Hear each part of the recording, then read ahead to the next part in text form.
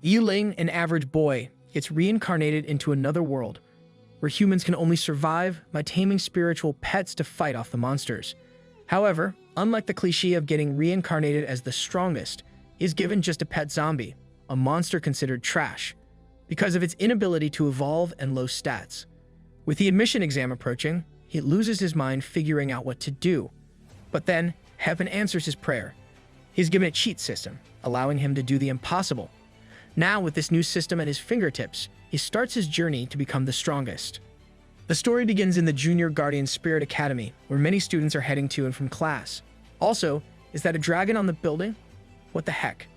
In class, the teacher reminds his students that there is only a week left until the admission tests for the Pet Tamer Guardian Academies.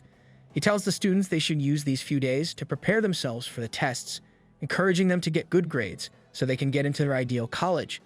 With this, he dismisses the class, and the students begin to gossip with each other, talking about how their 3 years of junior high went by in a flash. Fearful of their future, they discuss their next step. Apparently, those who cannot get into a Guardian Spirit Academy can only remain as normal people. There, in the corner of the class, is a young boy who looks rather unconcerned, while everyone else panics. Although he knows the tests are only a week away, what does that have to do with him? What does this have to do with me being a traverser? He wonders. As it turns out, this guy was reincarnated into this world just a week ago. Thankfully, due to merging with the memories of his host, he knows all about this fantasy land. A world where monsters are rampant, and humans can only survive by relying on its tall city walls. In order to fight against these beasts, humans have evolved by taming spiritual creatures, giving rise to a special profession called the Spirit Guardian. These guardians have the duty to fight against vicious monsters by harnessing a powerful spiritual pet. But that's not all. They also have the ability to open up places outside the city. For the young ones, their biggest dream is to become a powerful spirit guardian, and all those who reach the age of 18 are assigned a monster egg. By making a contract with the egg, they can obtain their first pet. But this all has nothing to do with the boy, who is introduced as Yi Ling, since his host body has already hatched his first egg. What's more, he opened a horribly weak monster, a zombie. It can only waddle around, and cannot even get stronger. Talk about being useless. Although his ugly zombie pet might have superb defense, its offensive skills are nothing to boast about. But more importantly, the reality is his zombie pet cannot evolve, and is destined to be useless. I think the original owner must have died of despair, he thinks. As he sits there in class, wallowing in his despair, another boy named Chunji from his class comes up to him, trying to comfort him. I mean, even if Yi Ling fails the tests, he can still be an ordinary office worker.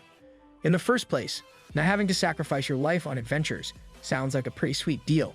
But Yi Ling isn't really happy to hear it, especially from Chunji, who has already awakened a wind wolf with high attributes. Just then, something strange happens. Out of nowhere, a message screen pops up, revealing Yi Ling's pet has met the activation conditions of the spirit system. Hearing this, he is delighted to no end. At last, his cheat has finally arrived. Regardless, Chunji tells his friend not to give up, and maybe he might get into a low-level spirit academy. But Yi Ling has other ideas in mind. Now that he has a system on his side, a low-level school will meet his needs. My goal is not a low-level guardian academy, he proclaims. However, this bold statement catches the attention of Li Wu, the class bully, who begins mocking Yi Ling and his weak pet. Obviously, this pisses off Chunji, especially considering Li Wu just throws around his family's name to get whatever he wants. But Yi Ling holds him back, telling him this isn't the place to fight. Despite the Li family being second-rate in the city, it's still not weak by any means. Nevertheless, he vows to take revenge on him one day. Only he has the potential to enter a top academy, and once he does, he will beat Li Wu and see what the Li family is truly capable of. Big words for someone with a useless zombie. With this, the two take their leave from class, and Yi Ling heads back home alone, itching to see what his system is really capable of. At home, he learns that the system can help level up spiritual pets quickly. As a result, he begins exploring the system and realizes that even his useless zombie can evolve thanks to it. In this world, the growth power of pets is divided into 8 levels: trash, mediocre, common, uncommon, rare, epic, legend, and myth. However, despite the myth rank being the highest level, no pet has ever reached this level in the entire Federation. Each level has an upgrade cap, and the greater the growth ability, the more talented skills one possesses, naturally giving them an advantage over everyone else. Still, just the fact that his trash zombie can now evolve is enough for him at the moment. According to the system, it can even reach the myth level if it evolves into the ultimate red-eyed zombie and begins laughing out of joy. With the Guardian system, the top Guardian Spirit Academy is completely within my reach. He chuckles. Suddenly, he remembers a crucial piece of information. In order to evolve, the pets require various materials, and he decides to figure out what his zombie needs to evolve. And just as he checks the system, he finds that the system is giving him a rare opportunity, a free evolution without any resources. Not wanting to pass up on this free evolution, he immediately upgrades his pet, and his useless doll takes the appearance of a well-endowed woman. "Master, please take care of me," the woman exclaims as she completes her transformation. Taken aback by just how pretty his new female zombie is, Yiling begins getting curious as to how strong she can be.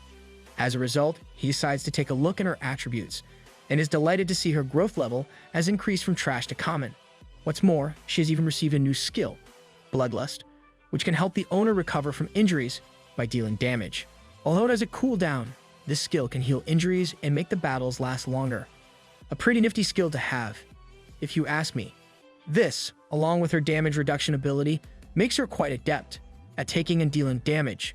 A good meat shield indeed. Still, this is nowhere near enough. Will quench Yiling's thirst for power, and he wonders how he can obtain more skills and talent points. Consequently, the system explains that he needs points in order to get more skills. At the moment, he has 2 points on hand, thanks to the system, and he can use them to add skills and talents to the pet. In addition, he can also upgrade the skills already mastered. The spiritual pets possess skills that require learning in order to be mastered, and in his school, only 3 skills are taught to the students: Spiritual Chain, Spiritual Shield, and Spiritual Vision. The high-level skills that the pets have are not easy to upgrade and need a lot of time to cultivate, but things are even worse for Yiling, who already has pretty low spiritual power. Because of this, upgrading skills for him will take way longer and consume too much time. Hence, it's not really worth it for him. However, lucky for him, he has 2 points handy, and he decides to put them to use. Immediately, the system gives him a choice of skills, and playing into the strengths of his zombie, Yiling decides to pick high-speed regeneration, claiming zombies should behave like zombies. Probably not. You know they eat brains, right? As it turns out, this is actually a pretty overpowered skill, and as long as the pet doesn't die, the skill allows her to continuously regenerate. In the first place, the spiritual pets are still capable of receiving fatal injuries, and it could prove to be very troublesome if she suffers from one in battle. Therefore, this regenerative skill is a must-have. But that's not all. You might remember he has 2 points, meaning he can still select another skill. There, he comes across the Berserker skill, which gradually reduces the pet's health in exchange for increasing strength. This too is a pretty overpowered ability, especially if you combine it with Bloodlust. You can not only deal significant damage, but the pet's health will also be restored upon attacking. If this cycle goes on, my female zombie will be terrifying, he thinks, and hence, he ultimately ends up going for the Berserker skill as well. And so, with her new skills and evolution, it is now unfitting for Yiling to keep calling her a black-eyed zombie, and instead, he refers to her as a white-eyed zombie. Suddenly, he begins examining his pet's appearance, noticing how her skin has become soft, almost no different than the skin of regular humans. However, when he pinches her cheek to test this, the zombie turns red as a beet and begins to blush, asking her master what he is doing. Oh no, I hope this doesn't go the way I think this is going. Hearing her speak, Yiling is taken aback and releases her. In addition, now that she can comprehend speech, calling her a generic name like zombie must be unpleasant for her, he thinks. Hence, he decides to name her Shuayu, and she too seems to be fond of this idea. Phew, I guess I have to cut back on the adult manga I have been reading. Anyway, with the formalities out of the way, Yiling once again checks out her attributes and begins grinning like an idiot, happy that his pet is so much more powerful than she used to be. As per him, she is even stronger than other pets and monsters, with the same growth level as her. But still, in order to continue her evolution, they need to hunt monsters and get stronger. With this, he decides it's time for action and announces, it's time to go monster hunting. Finally, some action. As they head out, Yiling reveals that the Federation he is a part of isn't technologically weak or anything. However, it's still way behind when compared to the newest tech. In this world, cars and vehicles exist as well, but they aren't powered by gasoline or electricity. Rather, spiritual energy is used. Spiritual power is the driving force of all decisions in this world, and both cars and airships are limited to driving within the city limits. This is because there are monsters outside the city walls, where they run rampant and wreak havoc. Daring to drive out under such circumstances is akin to suicide. Nonetheless, transportation in the city is still covered by cars, whereas airship shuttles are best for traveling between cities. What's more, the Federation has also arranged for powerful Imperial spirit envoys to accompany the airships for protection. As long as the airship doesn't encounter a large number of flying monsters, safety is basically guaranteed. He also explains the concept of money in this world, revealing the only currency used in the cities is credit points. Anyways, Yiling takes a cab, heading to the south gate. But hearing his request, the cab driver is stunned. In his eyes, a mere student going to the south gate alone is pretty dangerous. But Yiling has his reasons. The city of Tidon Huai has 4 gates, each of them heavily guarded by armed soldiers, in an attempt to prevent a monster invasion at all times. However, Yiling is no longer the weakling he used to be a few moments ago, and now he possesses enough strength to venture outside the city walls. At the south gate, the guards check his ID and let him pass.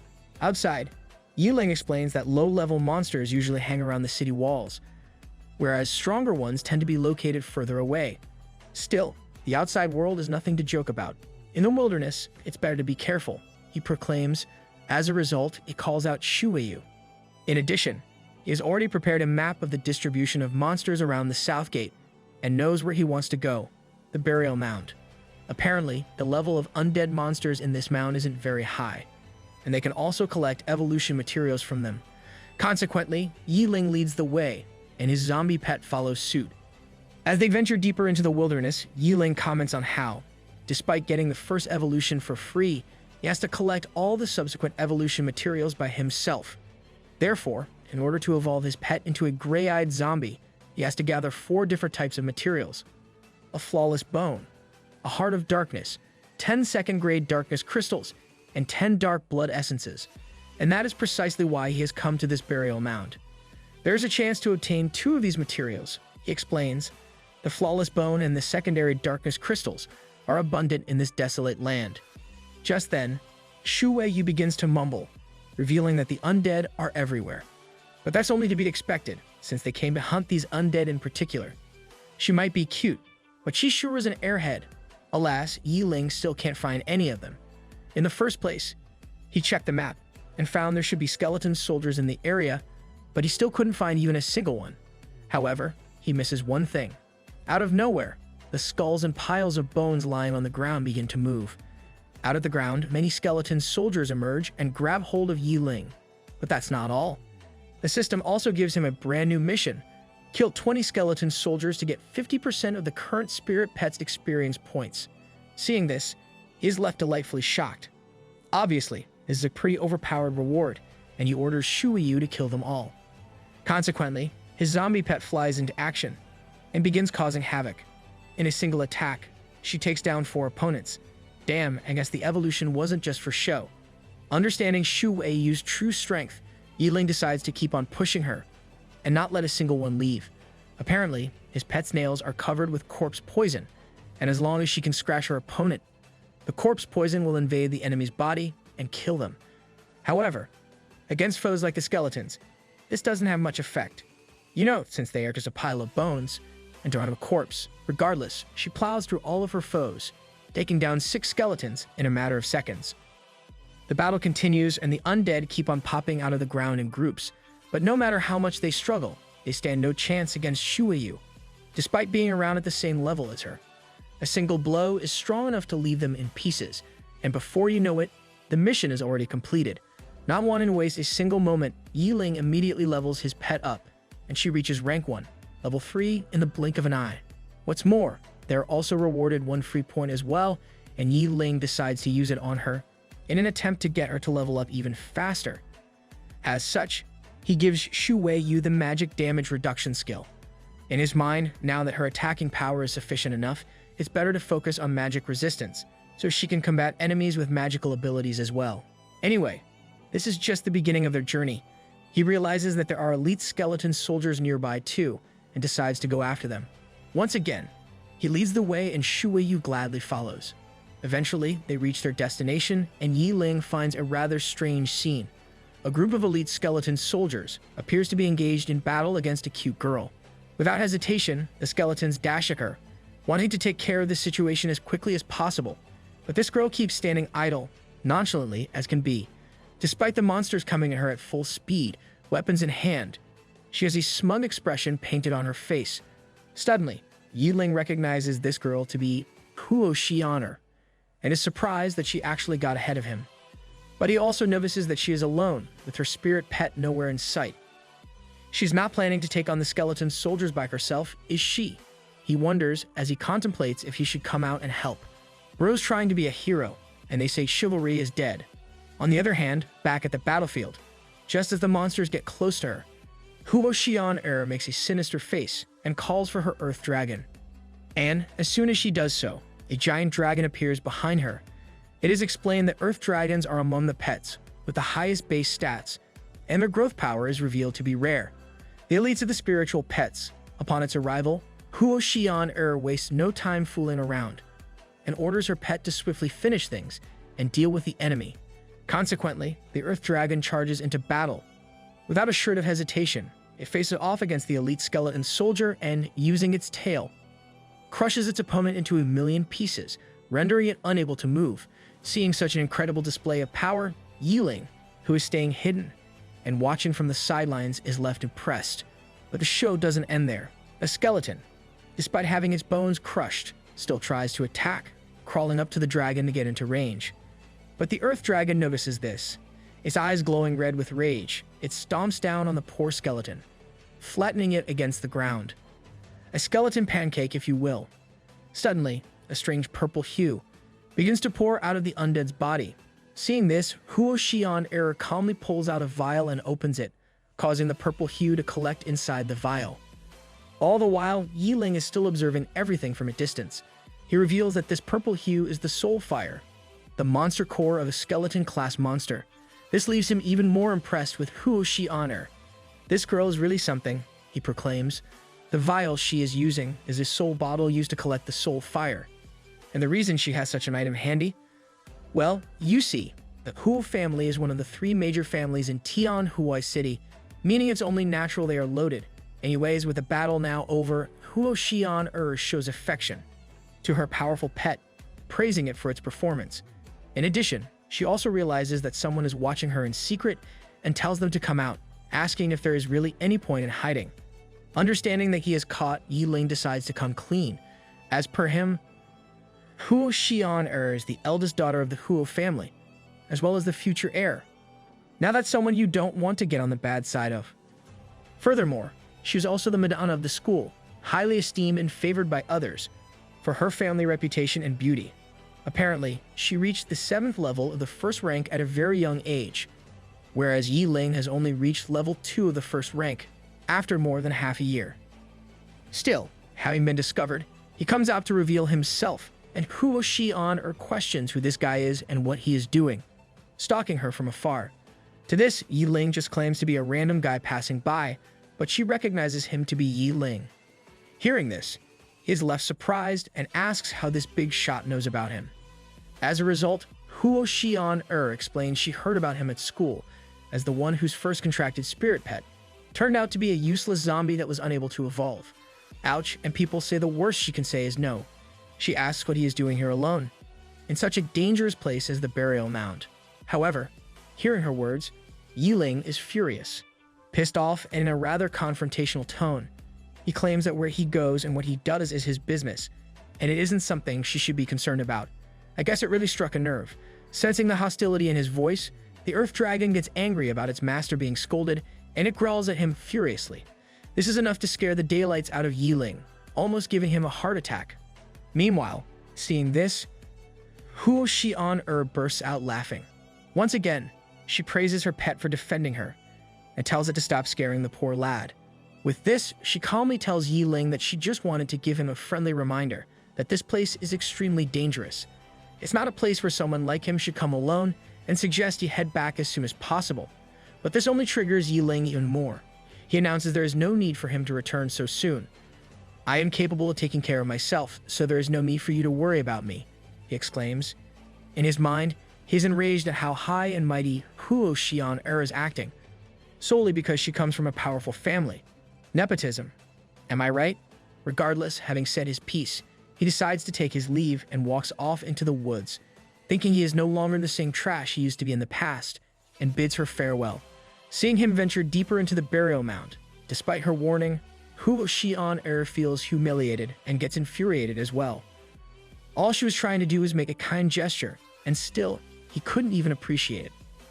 Probably because you called him trash. Because of this, she grows curious to figure out what this weakling dumbass wants to do in this burial mound. As per her, there are only a few people, even in the 3rd grade, who dare to come to the burial mound alone. Then why is Yiling, a guy from the bottom of the barrel, here? And so, she uses her recovery spiritual skill to desummon her pet and begins to follow him, claiming, I want to see what the hell you're up to. Consequently, she tries to be all sneaky and tails him from behind, using the barren trees as obstacles to hide behind, all the while making a pouty face to show her dissatisfaction with their conversation earlier. However, it's quite clear she sucks at being a ninja or assassin. Yiling immediately senses her presence and begins to wonder what this woman is trying to do. Nevertheless, he doesn't really care about her in the least. To him, what's important is increasing his rank, and he pushes forward, not thinking much of Huo Xian's antics. All of a sudden, just like the last time, the elite skeleton soldiers emerge from the ground and grab his feet. In a matter of seconds, he is completely surrounded, almost as if he was lured into a trap. Seeing the huge horde of monsters in front of him, he realizes he's pretty screwed. On the other hand, Huo Xian is also left fearful for her fellow schoolmate. As per her, with 3 elite soldiers and a large number of small fries surrounding him, Yiling is in hot water. And just like she thought, the monster group commences their attack. One of the elite skeletons charges in headfirst and begins swinging his blade. As a result, out of desperation, Yiling calls out Shu Weiyu, managing to create some distance and avoid the fatal blow. Seeing her appear, Huo Xian is left with her jaw on the floor. Firstly, she wonders how on earth a zombie could evolve into something so pretty. Sounds like someone is jealous. This makes her wonder if Yiling's pet is a mutated spiritual pet, or maybe even an evolved form. But how could this even be possible? Weren't zombies supposed to be useless pets that couldn't level up? Little does she know that our boy has a cheat system. Back on the battlefield, Shu Weiyu is commanded to engage the enemy and rushes in. But unlike last time, things won't be so easy. The elite skeleton soldiers all have armor, weapons, and even a shield to protect themselves from Shu Weiyu's attacks. Alas, even all this won't be enough.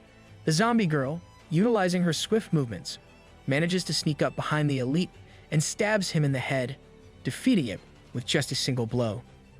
Witnessing this, Huo Xian is left disillusioned. Isn't she a little too strong, even for a zombie, she wonders. But that's just barely scratching the surface. Even Yiling claims this is just the beginning, and that the real show is still to come. Suddenly, the system screen pops up once more, actually twice more. He's assigned 2 more missions. Firstly, he has to kill 20 skeleton soldiers in exchange for obtaining 50% XP points and an additional outfit for his spiritual pet.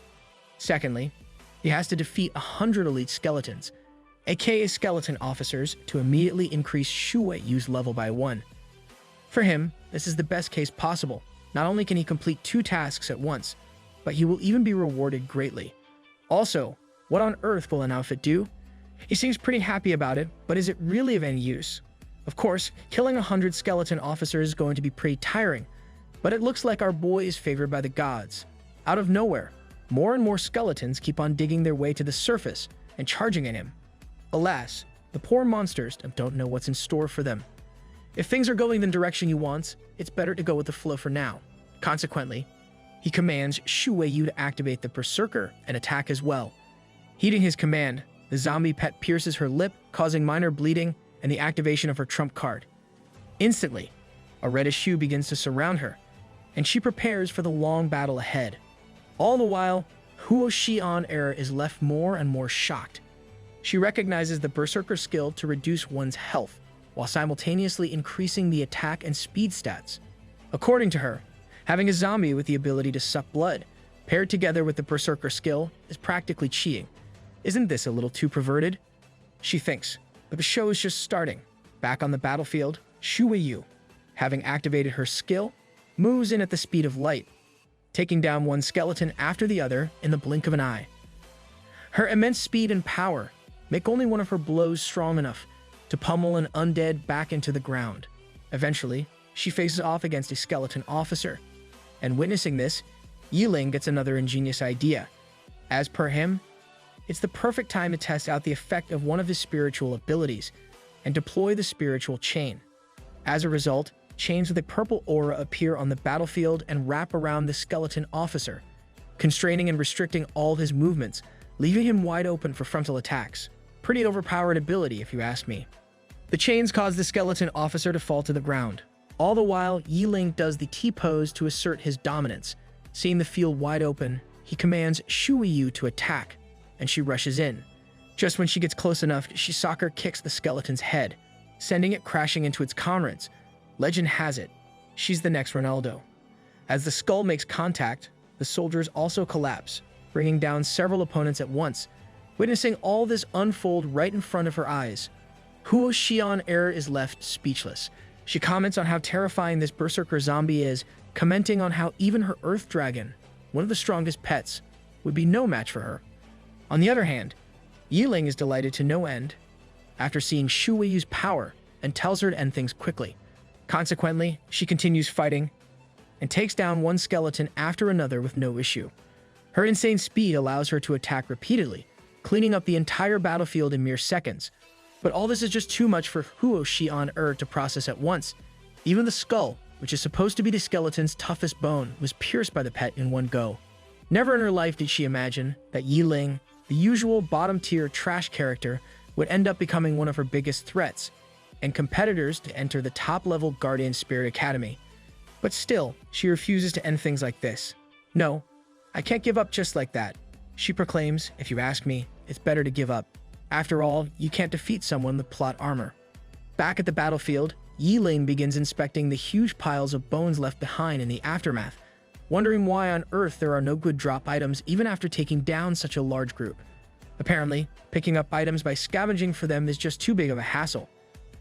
For Mr. just got overpowered abilities, and he wishes there was something like an auto pickup skill in the system to make his life easier. However, just like the Bible says, ask and you shall receive. All of a sudden, the system screen pops up again, solving his problem. It tells him to reach rank 2 level 1 to avail the auto pickup function and get a mysterious reward item as well. Alas, rather than being happy, this annoys Yiling. Some people are just ungrateful. In his eyes, he's only a rank 1 level 3 at the moment, and the rank requirement is still too far away. Consequently, all he can do for now is slowly search and pick up the items on his own, like a peasant. And so he begins rummaging through the pile of bones tirelessly. Soon enough, he spots something shiny in the pile that catches his eye, and he decides to check out what it is. However, upon closer inspection, realizes this is one of the items he was after, the flawless bone. This is exactly what Shu Wei-yu needs in order to reach the next stage, and he didn't expect it to be so easy to obtain the first evolution material. Evidently, when luck is on your side, nothing can stop it. He reveals that the only potential evolutionary materials he can get at the burial mound are the flawless bone and the second-grade darkness crystals. Thankfully, he has found one and decides to continue their search for the other, thinking there are sure to be many more targets waiting for them, and Shu Wei-yu agrees. Just like that, they resume the farming session, and a few hours later, they still seem to be fighting non-stop, facing a few skeletons. Shu Wei-yu leads the charge, but appears to be visibly exhausted from all the battles. The fighting has caused her to begin panting heavily, and even her clothes are left in tatters. But despite all this, the show must go on. The skeleton officer tries to use this as his chance to attack, but Shu Wei-yu is still prepared, no matter how exhausted she is. Once again, using her berserker skills, she powers up and makes her move, smashing her foes to the ground without hesitation. Bro, I know she's a zombie and all, but if you can give her a name, you should also give her a break. As the fight takes place, Yiling leisurely watches from the side. Moments later, he is informed that one of the 2 tasks he recently refused has been completed, In exchange, he has been rewarded with 50% experience point progress and even a set of new Shu Wei Yu exclusive clothes. Seeing this, he realizes that his pet's experience points have increased by a whopping 80% in just one day. This leveling speed is unheard of, he exclaims. But more importantly, he begins checking out the new outfit. As it turns out, this is only for Shu Wei Yu, and it's called the Nichang Bloody Garment. What's more, it has many buffs, such as resistance against physical and magical attacks, and even comes with a self-cleaning function, making it practically indestructible. Consequently, he calls Shu Wei Yu back in the middle of the fight and hands her the clothes. Boasting its many properties, he tells her to change into them quickly before resuming the farming session, and she immediately does so, right in front of him. In the midst of all the commotion, she begins to undress, giving her master a bloody nose. Sick freak, she's your pet for Pete's sake. Eventually, she gets done and emerges in her new outfit, ready to go. All the while, Yiling is happy about all the recent developments. Why wouldn't he be? He got to see a beauty in the flesh after all. But that's not what he meant. He's glad that this new dress has an auto-repair function, and now, his pet can wear it for quite some time. Anyways, with this, the battle continues, and Shu Wei Yu begins wreaking havoc yet again, and brings down one enemy after another. All of a sudden, she levels up once more and reaches level 4. Witnessing this, Yiling is delighted to no end, even more than he just was. The fact is, he managed to level up 2 levels in a single day. Thanks to the level up, he even gets a free point. Still, all this fighting has made the day go by in a blink. Now it's getting late, and as per Yiling, the monsters in this place at night are too dangerous for them to handle on their own. Therefore, he suggests they go back home for now and begin to leave, and Shu Wei follows suit. Later that night, in Yiling's room, he scrolls around on his system and takes a good hard look at his new stats and all the skills he has managed to gain. In just one day, Shu Wei Yu and I have undergone drastic changes, he announces, but this is still nowhere near enough. There are only a few days left until the Academy selection exam, and hence, he has to hurry up and fight even more monsters to level up in the upcoming days. He has decided to skip school for a few days, so he can solely focus on this instead, claiming he will call the teacher tomorrow and ask for leave. Meanwhile, at a huge manor somewhere in the city, Huo Xian is seen trading all by herself throughout the night. Using her spiritual chain, she works on her movements and attacks. Although exhausted, she refuses to call it a day and keeps on working diligently. This time, she is adamant about not giving up and vows she will not lose to Yiling or anyone else for that matter. Suddenly, someone calls out to her and comes walking into the frame. This someone is revealed to be none other than her father, who asks why she is still up despite it being so late.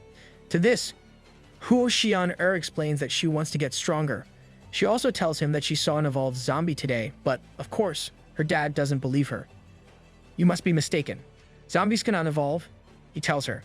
This guy seems to be a professional gaslighter. And this is, in fact, the reality. Such a thing has never been seen, and it's only natural he wouldn't believe it. Nevertheless, in an attempt to comfort her, he pats her on the head, telling Huo Xian not to put so much pressure on herself. Of course, the Academy selection is very important for her future, but all she can do is try her best. Hearing this, she calms down a bit, and her father tells her to go to sleep now. Regardless, the days go by in a flash. 3 days later, Yiling wakes up in the morning raring to go. It's today, Academy Selection Day, he cheerfully reveals. On the other hand, at the center of Tianhuai City is the mayor's mansion, where several airships come to a stop. Seeing all of the Guardian Spirit Academy's airships at once, everyone watching is left in awe. Meanwhile, the mayor of the city, Shang Lingkong, excitedly greets everyone. And who is he greeting exactly, you might ask? Well, none other than the representatives of all the top-tier spirit academies. From Qinglong Academy, rank 7 level 8 is Lu Feng, and from Baihu Academy is Bai Tong, rank 7 level 7. But that's not all. In addition to these two, the representative of Xuan Wu Academy, rank 7 level 7, Demi Huo, has also arrived. Apparently, she is also from the Huo family branch in Saint City and reveals she is here for Huo Xian, asking if that girl really is a genius as the rumors say. Bro, are they cloning girls in that family? Why does she and Huo Xian look the same? In response, the mayor claims that Huo Xian truly is a one-of-a-kind genius. The fact is, she is at the top of all the youngsters in the city. But there is one more representative who has also arrived. Hong Shiyu, rank 7, level 7. Seeing as everyone has already gathered, the mayor wastes no time and decides to head straight to the trial location. Meanwhile, on the examination field, all the participants gather and wait for the most important exam of their lives. There, Chunji is seen frantically looking around for his friend Yi Ling. However, no matter how much he looks, he just can't seem to find him, leading him to only one conclusion. Has he already given up on the selection? Well, that's only natural. He hasn't been able to contact Yi Ling for several days now, and considering his pet is not good in any sort of way, isn't out of the realm of possibilities. Clearly, he doesn't know about all the recent developments. Just then, Yi Ling finally appears on site and meets up with Chunji. Seeing him, Chunji questions what the heck he has been up to, claiming he couldn't even contact him, no matter how much he tried. Thankfully, the teacher informed him that Yi Ling was on leave, or else he would have thought he might have already bitten the dust. But Yi Ling just laughs it off, revealing he was just cultivating for the past few days. Hearing these words, Chunji notices that there is a different air around his friend. He feels vastly different from a few days ago. But Yi Ling claims it might be because he will be getting an offer from a top Guardian Spirit Academy. Alas, his bold claim just ends up making him a laughing stock. The bystanders, upon hearing this, begin mocking him, calling him a joke. I mean, it's public knowledge that his spiritual pet is a trash zombie. Still, at least in their eyes, he is sure to just become a normie after today, so who really cares what he says? Dude, these kids are pretty goddamn brutal. But all these insults don't bug Yi Ling at all. He knows that these lowlifes can laugh all they want for today, but they won't get a chance to afterward. Just then, the representatives of the 4 academies and the mayor finally arrive on site. Upon arrival, the mayor comments on how lively all the participants this year are and decides to kick things into action at last. Taking the stage, he begins addressing the crowd. All the while, Yi Ling is raring to go. All of you, just wait and see, he thinks. At the field, the teacher once again goes over the trial's contents. As per him, the Guardian Spirit trial is split into 2 parts. The first part is about surviving in the secret domain. All students who participate will be teleported to a fixed secret domain, where they will be attacked by rank 1 beasts. To pass, the students have to survive 3 days inside the domain. Those who manage to pass will then be allowed to continue on to part 2, which is a combat scenario. The students will be split into 2 groups, and the winners will advance to the next round, while the losers will compete in their corresponding groups. Anyone who fails in the first round will only be eligible to enter a low-ranking Spirit Academy. Luckily, they can try several times. The more times you go through, and the more times you win, the higher the chance of entering a high-level academy. Yeah, no shit, Sherlock.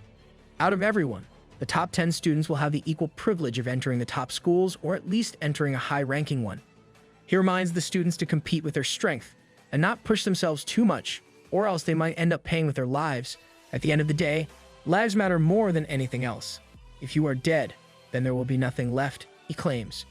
Hearing the teacher's warning, some of the students begin getting worried. One girl asks if people really do die in the trial, but this is only to be expected. There are unexpected dangers littered everywhere in the trials, and only the students will be able to save themselves when the push comes to shove and things get dicey. Of course, this is a hard pill for all these novices to swallow, but our boy isn't a novice. He's been waiting for this moment for a long time now, and is excited to start. Suddenly, the system screen pops in front of him and gives him another task: complete the first round of the recruitment trial. If he does so, he will be awarded 3 spiritual power crystals. But for someone of his caliber, it should be pretty easy. After all, there are only rank 1 beasts inside the domain, and you should be able to deal with them without any issues. Suddenly, the crowd begins causing a commotion. They spot the person in the front of the line, recognizing her to be the school Madonna. Who will she honor? Meanwhile, the popular girl in question seems to be looking around for Yi Ling herself, wondering, where's that guy? Looks like someone is obsessed. The crowds begin singing praises of who will she honor, deeming her to be the seeded player of the exam.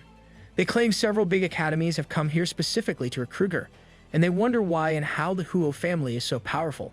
Nepotism.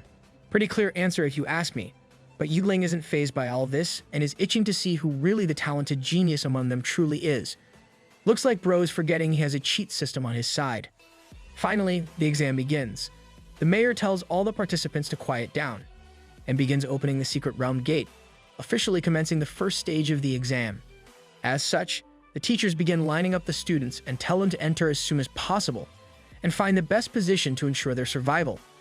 And, without any hesitation, Huo Xian takes the first step inside. Watching all this unfold from the podium, Bai Tong and Demi Huo talk about who they think might be interesting participants to watch during the trial.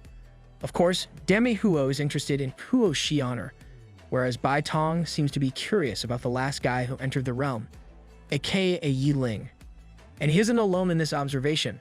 The other representatives also sense a powerful air surrounding Yi Ling, though they decide to continue watching for now, especially since the admission should be based on academic performance. This means Yi Ling is considered to be the weakest student in the entire school. On the field, Yi Ling claims he has just allowed all the others to go ahead of him since, for him, this is the best place to grind for materials. Rose getting too arrogant. For some reason, this sounds like a death flag to me. At last, he ventures inside, and it is revealed that the domain consists of many vastly different biomes. All the students have been teleported randomly inside. Some in the mountains, some in the river, and even some in the middle of a desert. Damn, tough luck. The desert people are going to die for sure. Yi Ling ends up at the top of a mountain and decides it's best if he summons Shui first and foremost. With this, they then begin making their way down the mountain. On the way, he seems to be a bit concerned about the fact he has been walking for so long, but hasn't even encountered a single candidate yet. No, rather he hasn't even seen a monster in the area. But it really looks like the heavens are watching down on him. Just as he says this, a bird monster appears in the sky, screeching loudly. This forces Yi Ling to cover his eyes from pain, and he reveals that this monster is a steel-winged bird. Apparently, the adult ones are about level 4, but thankfully, judging from the wingspan, this one looks to be a mere infant, meaning it's pretty weak.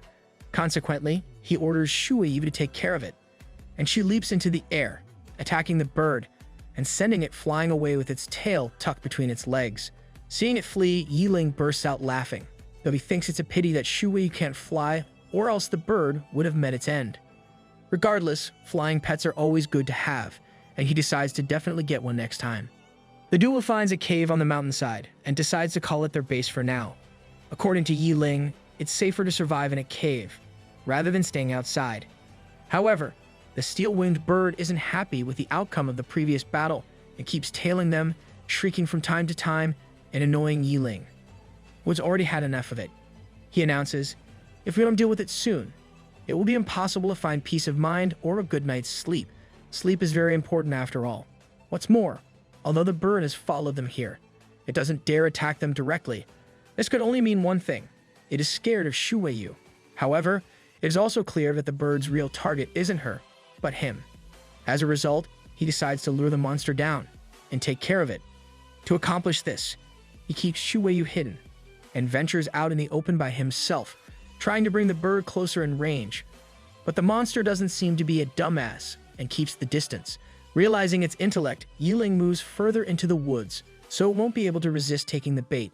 Tirelessly, he runs into the deep, thick part of the woods trying to trick the bird. According to him, this is the best place for the monster to attack, and it must be ready to make its move. Nevertheless, the bird is actually smarter than he gave it credit for. Before committing to a frontal blow, it tests the waters and launches an AoE attack.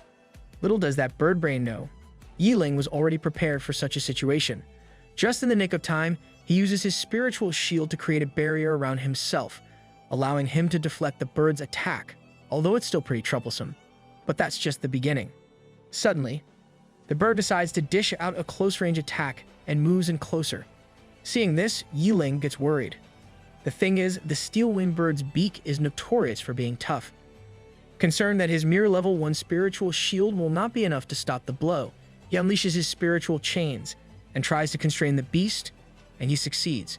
Having caught the bird at last, he then summons Shuiyu to finish the job, and she jumps in, decapitating the poor monster in the blink of an eye. Now that the bird is unable to fly, Yi Ling begins rummaging through its corpse to find any evolution materials. There, he realizes this bird brain actually has some surprisingly high-level evolution materials. Although they can cost a lot, he doesn't have a need for them at the moment. He gathers the feathers, talons, and beak of the monster, thinking, I need to level up to the 2nd rank as soon as possible. But that's not all. As it turns out, the neck meat of the steel-winged bird is considered a high-tier cooking ingredient, so much so it is highly sought after, and is usually only found in 5-star hotels in Tinan, Hawaii City. And now that they have one handy, they'll be having a culinary feast tonight. With this, he and Shuwei return back to the cave. Curiosity piqued, Yiling wonders if zombies eat raw or cooked meat. In the first place, do they even need to eat at all? Meanwhile, the examination field is in chaos.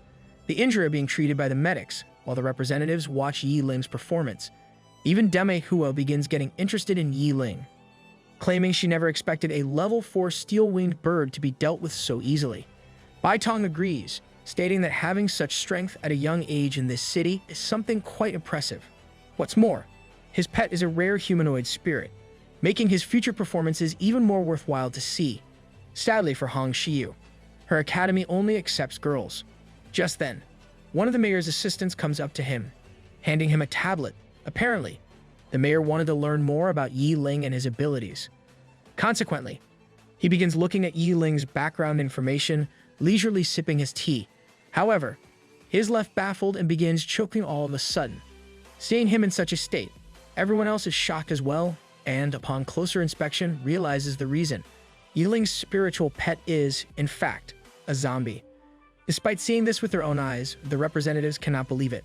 After all, isn't this impossible? Zombies are infamous for not being able to evolve. Witnessing this, Bai Tong gets more and more intrigued by this student. Luckily for him, Yiling has participated in the trial, meaning as long as he can recruit him into his academy, everything will be clear once and for all. As the day slowly turns into night, in another part of the secret realm, Li Yue is seen hiding away on a mountain. He comments on how this place is a treasure trove, and how he has nothing to worry about. After all, no one would be stupid enough to provoke a powerful creature such as the venomous scale python, the very monster he is hiding beneath. Apparently, as long as he can hide, concealing his presence and scent, thanks to the scale python, he should be able to breeze through the 3 days in peace. Suddenly, he notices a smoke cloud in the distance. Seeing this, he immediately begins cursing the idiot who started a fire late at night. As it turns out, the night is when the most powerful monsters appear, and only a fool would intentionally gather attention. Isn't it just courting death? He wonders. Meanwhile, the idiot in question is revealed to be none other than Yiling, who is busy cooking up the steel-winged bird's meat. Now that he knows Shuwei isn't interested in eating, he decides to not hold back, and chomps down on the delicious neck meat, immediately being sent into a foodgasm. The taste truly lives up to its reputation, and he deems it to be even more delicious than chicken. In fact, the meat is so good that he begins crying tears of joy, happy that he managed to feast on such a delicacy. Even under these circumstances, all the while, Shuwei watches her master enjoy his food, when she notices some movement near them. She explains that she heard something, and, upon closer inspection, they see they are surrounded by a pack of wolf monsters. Sensing the danger, Shuwei gets ready for battle. On the flip side, Yiling discards his meal. According to him, he was waiting for these monsters to come at him. If not, how could he grind experience points during the long night? However, the foe has exceeded his expectations. The opponent is a demon wolf king, rank 1 level 7, accompanied by several of its underlings. Obviously, a monster of such caliber was out of his expectations, and he didn't intend to attract such a formidable foe. Such an opponent cannot be underestimated, and he places all his trust in his pet zombie. On the other hand, the demon wolf king is raring to go and begins to growl at its prey, signaling to its underlings to attack. Little does it know, it stands no chance in front of their zombie waifu. In the blink of an eye, Shuwei moves in and begins attacking the wolves left, right, and center. While she is engaged with its allies, the wolf king decides to jump into action as well, aiming to kill Yiling while his pet is preoccupied. Seeing it come at him at full speed, Yiling is left terrified and distressed, hastily calling for Shuwei to come to protect him. Heeding her master's command, she rushes to his side and pries the beast's jaws wide open, preventing it from getting a chance to bite. However, this causes a temporary stalemate, allowing the subordinate wolves to group up and attack as a team. This was all part of Shuwei's plan. Just then, the small fries get close enough and she unleashes a barrage of attacks, heavily damaging the demon wolf king, while simultaneously taking out its subordinates. Left with a scar on its eye, the wolf king is enraged. In crazed state, it glares at Shuwei with the intention of killing her. Meanwhile, Yiling praises her skills. Although the foe might be level 7, there is still a huge gap in strength, as Shuwei Yu is currently a rank 1 level 9 spiritual pet. The wolf, not smart enough to understand this, recklessly charges in, using frantic roaring to power up. Running at full speed, it tries to pounce on its opponent, but Shu Weiyu isn't a pushover and easily manages to evade the blow.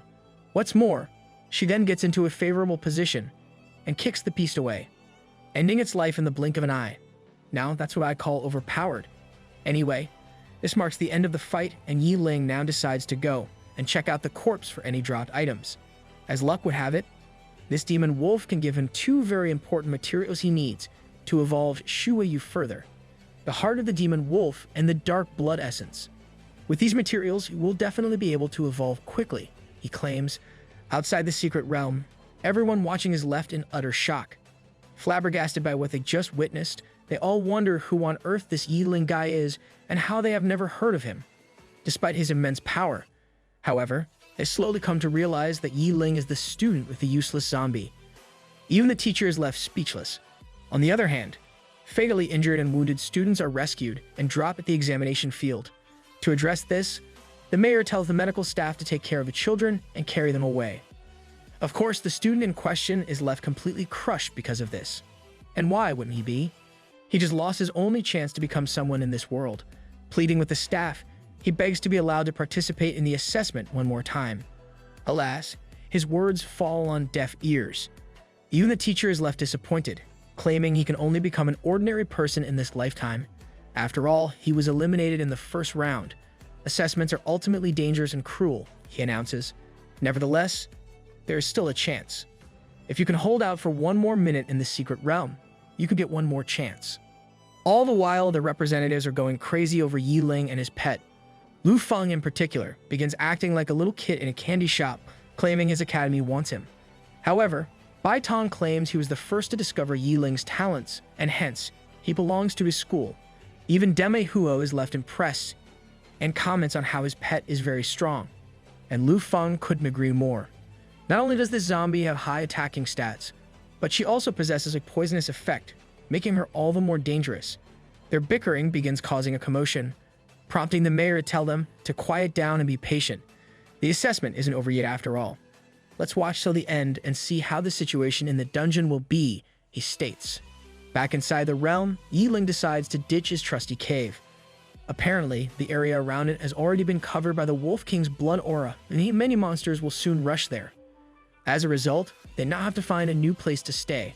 All of a sudden, Shu Weiyu senses something dangerous approaching and tells her master to stop. Instantly, she prepares herself to fight and turns back, revealing someone nearby is being chased by a scale python. The scale python, rank 1 level 9, attacks this someone, who is revealed to be none other than Li Yue. As it turns out, he fell asleep, and his snoring woke up this monstrous beast, resulting in the current situation.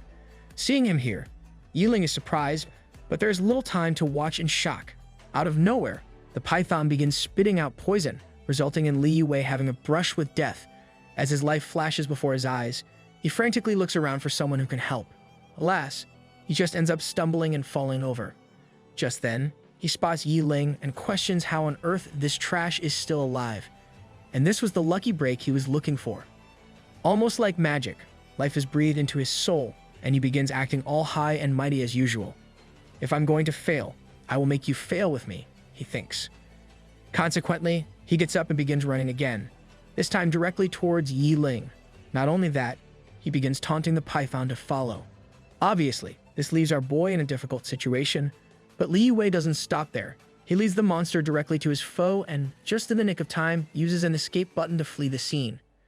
Even if I lose, I will make you suffer, he claims just as the python chomps down on him. Luckily enough, at that very moment, he is transported back to the outside world thanks to the button, although he does end up losing one of his arms in the process.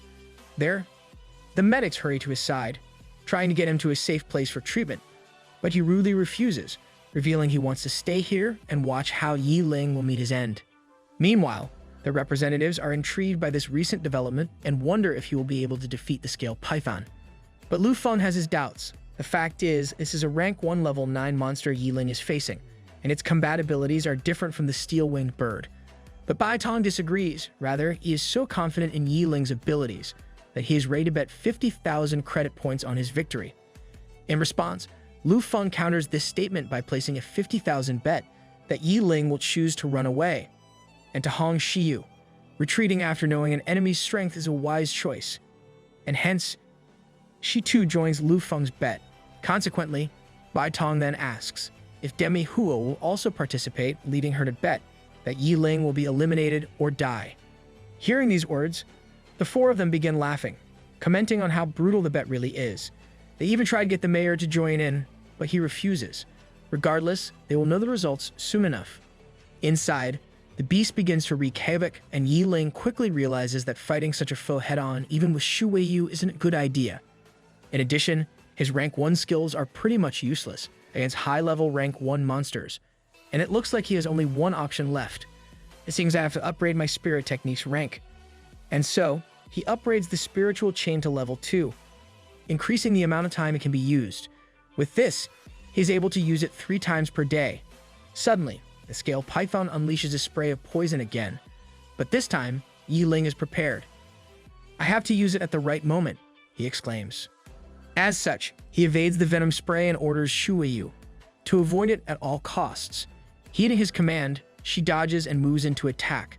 However, her pattern is too obvious, and the python sees through it in a second, countering with an attack of its own. Using its tail, it sends Shu Weiyu flying back.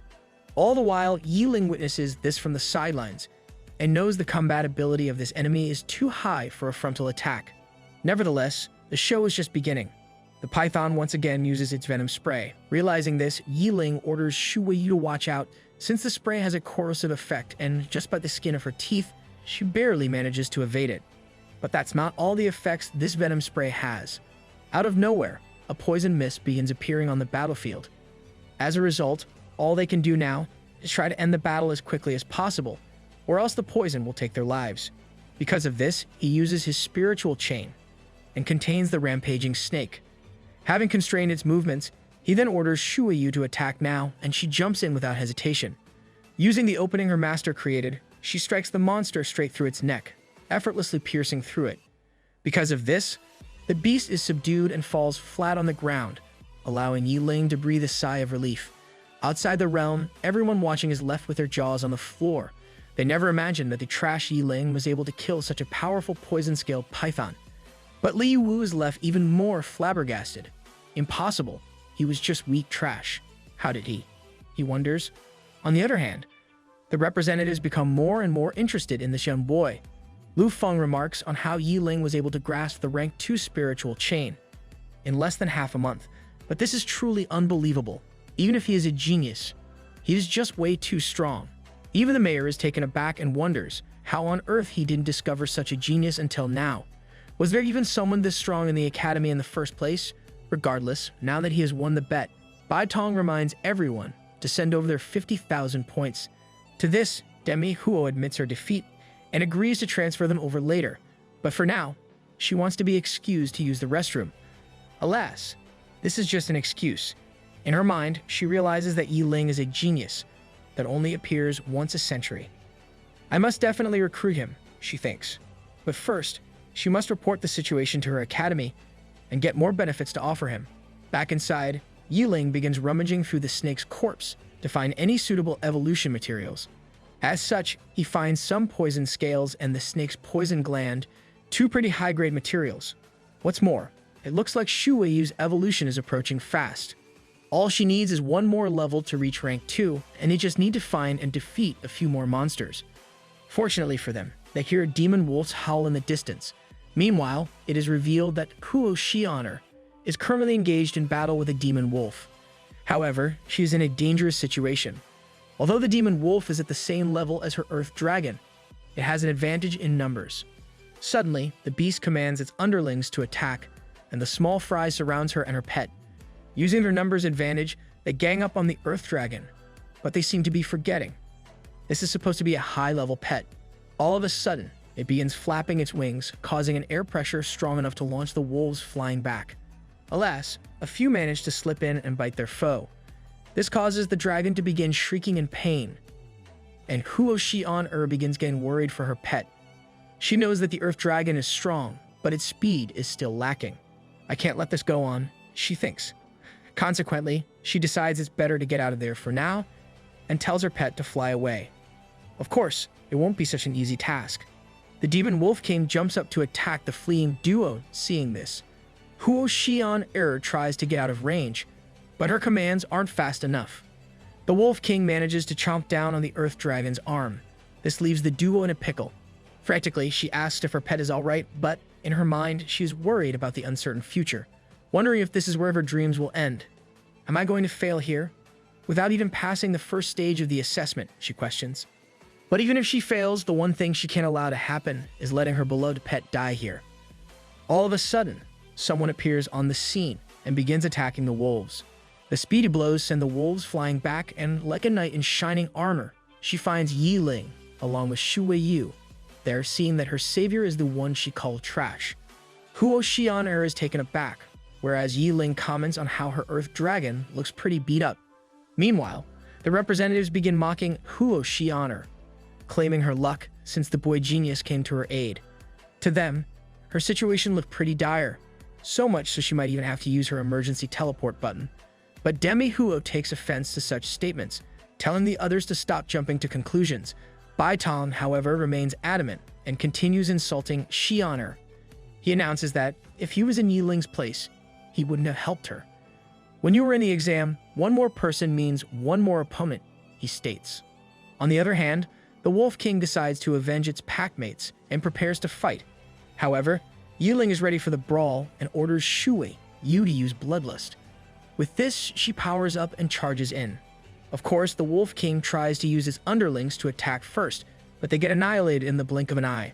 This leads to it getting scared and trying to escape, but Yi Ling notices this, telling Shu Weiyu not to let it run away. As a result, the two collide headfirst and exchange blows. All the while, Huo Xian is left stunned at the battle, so much so that she almost ends up as collateral damage. She comments on how, in just a month, Yi Ling has already become so much stronger, and even saved her from doom. But even in this situation, she doesn't give up on her high and mighty attitude, wondering if she, the school Madonna, has to be the one to take the initiative and talk to him.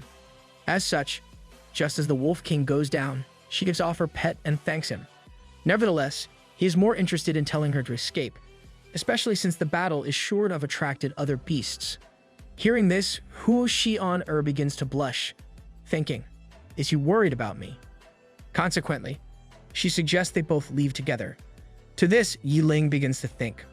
Of course, he's better off alone, but leaving Huo Xian alone with an injured pet is not a good idea. Sensing his hesitation, Huo Xian sweetens the deal, claiming she will also transfer 100,000 credit points to him. Once the trial ends, obviously, with such a huge sum, you can buy many evolution materials, and he agrees to the deal. But this makes Huo Xian a bit mad, since she thought he was a gentleman.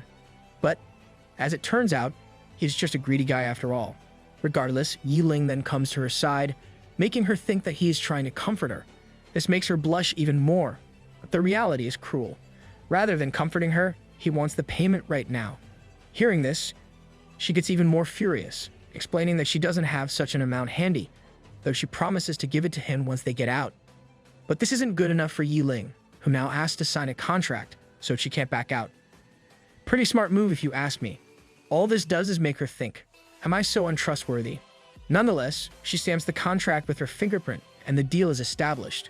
With this, he promises to protect her until tomorrow, but first, he has to collect the evolution materials from the Wolf King's corpse, claiming they will go and find a safe place to stay afterward. All the while, the duo's conversation is being broadcast at the examination site, where Demi Huo feels extremely relieved that her family member has been saved. It looks like Lady Luck really is on their side, but Bai Tong knows this is nothing short of a miracle. If Huo Xian had failed to find Yi Ling at that exact moment, she would probably be out of the game already. All the other representatives are left impressed as well, and Lu Feng comments on how he didn't expect Yi Ling to save another applicant in such a dangerous situation. Hong Shi-yu chimes in too, stating how he came at the most vital time. Nevertheless, what she's truly surprised about is Yi Ling's spirit pet and her abilities. Hearing all the commotion, the mayor remarks on how all the representatives only seem to have eyes for Yi Ling. And that couldn't be truer. According to Hong Shi-yu, she has already contacted her school and gotten approval from the principal. Despite the Zhu Kuwei Academy not accepting any male students, they have decided to make an exception and bend the rules for Yi Ling. Sounds like our boy gets to have his own harem. Hearing this, Demi Huo makes some sly comment about Hong Xiyu, but she just laughs it off. Nevertheless, there is one thing that has left Lu Feng confused. From the looks of it, Yi Ling seems to be pretty strapped for cash, since he is rummaging through corpses to gather materials. But it's hard to believe that a genius like him would be in such a position. Alas, this is due to the lack of nepotism.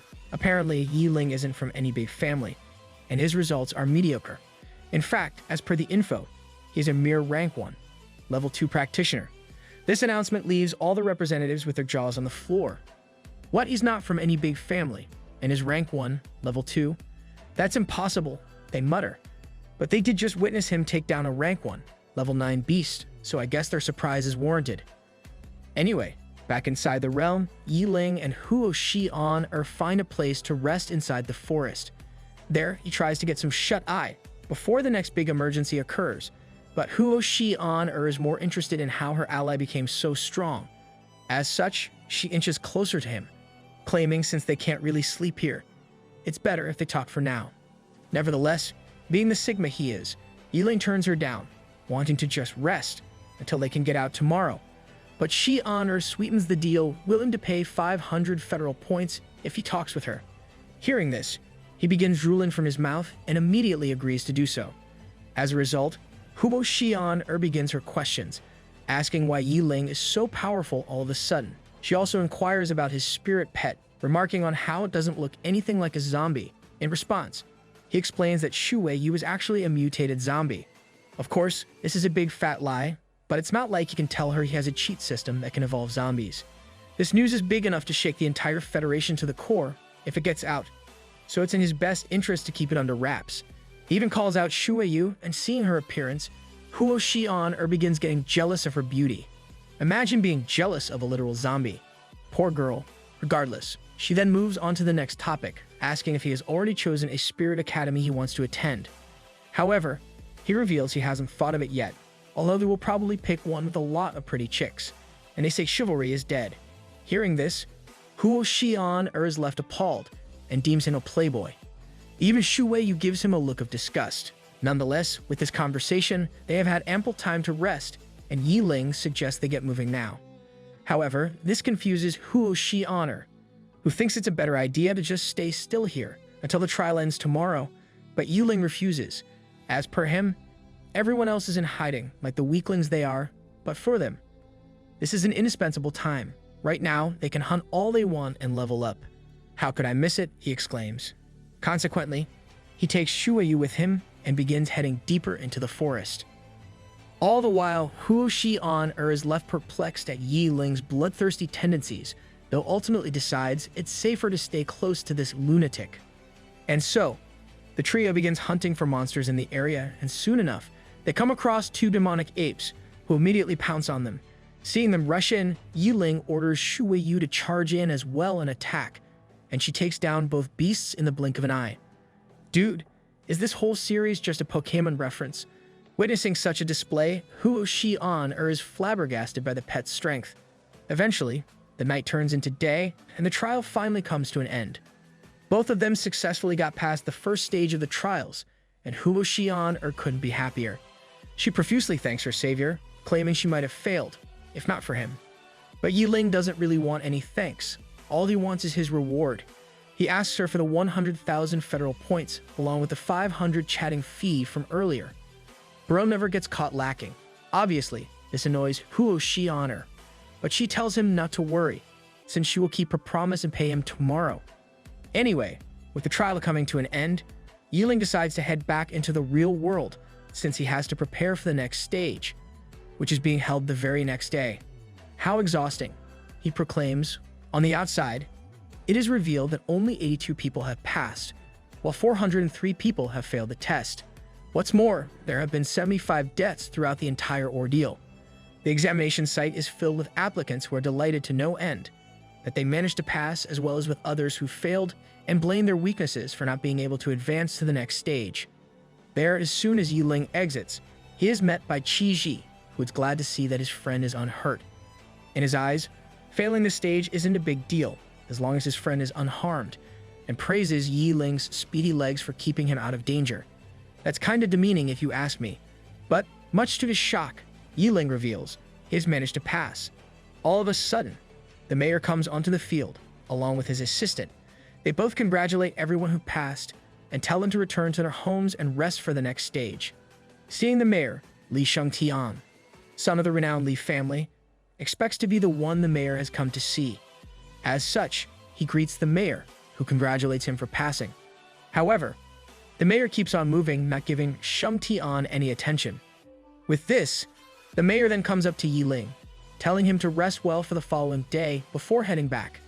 Being a part of this exchange, Qi is left excited to no end after talking face-to-face with the mayor, but Yi Ling tries to dismiss the situation and leave, telling Qi to hurry up and go get his injuries looked at in the infirmary. On the other hand, Li Shengtian is annoyed at the fact that someone else stole his spotlight. Furious, he questions his groupie about Yi Ling's identity, learning he supposedly has a trashy zombie as a pet. But all this does is make Li Shengtian even more pissed off. I mean, he was overshadowed by a guy with a trash pet after all. He thinks Yi Ling isn't a normal person and vows to find out the limit of his abilities in tomorrow's second stage of the trial. Later that night, at his apartment, Yi Ling finally takes a breath of relief after today's test. Excuse me, how can he afford an apartment on his own? Are we sure he isn't from any of the big families? He is well aware that without his cheat system, he wouldn't have been able to enter any Spirit Tamer Academy, let alone an elite one. Regardless, he did manage to hunt down many monsters inside the secret realm and got his hands on a lot of material. Now it's time to sell his findings and make a boatload of money. Just then, Huo Xian's payment of a whopping 105,000 federal credits reaches his account. Such a vast amount is more than enough to buy all of Shu Weiyu's evolution materials, and he immediately begins checking his status window. Now that he has cleared the first round, his most recent quests have been completed, and as a reward, he is granted 3 energy crystals. As it turns out, these energy crystals have spiritual energy stored within them and, once used, give the user an extra 500 spiritual energy. This is awesome, Yi Ling chuckles. These crystals will grant him 1,500 spiritual energy, and with this, he now has a grand total of 2,400. As it turns out, a rank 1 tamer's energy limit is 1,000, and this limit can only be exceeded after he or she has broken through to the second rank. Moreover, since no one at the academy has a pet that has reached rank 2 yet, he figures the next stage of the exam will be a cakewalk for him. Nonetheless, all the grinding and hunting has left him famished, and he decides to treat himself tonight with a big feast. He does have the funds to do so after all. As such, he calls up Qi and invites him to join him for dinner. How can I make friends like this? Just then, he notices Huo Xian's contact info on the system screen. Thinking he was lucky enough to get a small fortune from her, he wants to express his gratitude and calls her up as well, so he can treat her to a meal too. Meanwhile, in the Huo family manor, Huo Xian is seen taking a bath when her smartwatch suddenly starts to ring. Do they have smartwatches in this world? Absent-mindedly, she picks up the call and hears Yi Ling's voice inviting her to dinner. Realizing it is him, she gets all excited and immediately agrees, asking for the location and time. However, as soon as she agrees, Yi Ling hangs up on her, leaving her annoyed and embarrassed. And so, Qi and Yi Ling meet up in front of a lavish restaurant. There, Qi pokes fun at his friend, asking if he got secretly rich or something. I mean, can a couple of students really afford to eat in such a fine establishment? But Yi Ling chalks it up to a special occasion, especially considering how Qi got injured. For you to recover from your injuries, we should eat better today, he exclaims. What a nice guy. Not only that, he explains that there is one more person who will be joining them today. However, this leaves Qi stunned. As far as he knew, Yi Ling didn't have any other friends in school, so who on earth could be accompanying them? Ouch, that stings. But before Yi Ling can answer, Huo Xian's flying car comes into view, and she steps out. Damn, this world is advanced. Wearing a beautiful dress, she greets Yi Ling and he greets her back. All the while, Qi is freaking out. I can't be surprised though. The fact is, this is a friendship that shouldn't exist. The loser and the school Madonna. Anyways, Yi Ling introduces everyone to each other before they begin heading in. Also, seeing one of the Huo family members, the restaurant staff quickly comes to greet Huo Xian and her group. Once inside, they are seated and the food arrives. Seeing such a feast in front of him, Qiji cannot contain himself and begins drooling. Apparently, it's his first time visiting such a high-class place, and Yi Ling tells him to eat as much as he wants. After all, he's the one paying, courtesy of the Huo family, of course. However, Shi Honor tells him not to be so polite, since it is the reward he rightfully earned. She's just happy to befriend a strong guy like him. Of course, Qiji doesn't understand a single word of what is going on. No, he's more fixated on the food. On the other hand, at the Liu family manor, an emergency council is set in place. The elders demand an explanation from their leader, asking what his plan is. Now that Liu Wu, the son of the family patriarch, cannot enter a tamer academy, he is no longer eligible to occupy the position of the young master of the Liu family. As such, the elders want him to step down and hand over the position to a talented individual from the younger generation. I guess what goes around comes around. Now that things have come to this, the leader of the family cannot simply continue to let Liu Wu take the position, just because he is his son. The elders voice their concerns, claiming, "You can't hand the entire family to trash." Couldn't be more right if you ask me, but the patriarch, Liu Yun, has heard enough and already made his decision. In front of him, Liu Wu is seen groveling on the ground, blaming his luck and that damn python for his failure. Seeing such a pathetic display from his kin, he forfeits Liu Wu's right as the future leader, and wants to give it to a talented person from the direct branch of the family, and the elders agree with this decision. They begin notifying the rest of the family to pick out someone suitable immediately. However, this leaves Liu Wu in a pickle. He knows that without his family's name behind him and without the position of young master, he will lose everything he has. Good luck pushing around your family's name now. Alas, in his eyes, there is only one person to blame for all of this. Yi Ling, I will definitely kill you, he proclaims. Better not try. You might end up losing your other arm as well. The next day, the ones lucky enough to advance to the next trial reach the exam venue. There, Yi Ling and Qiji both stand among the crowd, and Qiji seems fearful about his friend. As per him, the next round is where the applicants will be battling it out against each other, and he warns Yi Ling to stay careful, especially because of his supposed trash pet. However, Yi Ling looks as confident as ever, telling Qiji not to worry. Suddenly, the mayor gets on top of the podium and makes an announcement. Firstly, he congratulates everyone and explains the premise of the test. He tells everyone to bring their A game, so they can put on a good show for the academy representatives and showcase all of their abilities in order to be selected into their dream schools. It is explained that the second round is a random battle. The rules state that as long as one side surrenders, cannot fight back, or gets kicked out of the ring, they will be declared the loser. The results of each loser will be based on their losing time.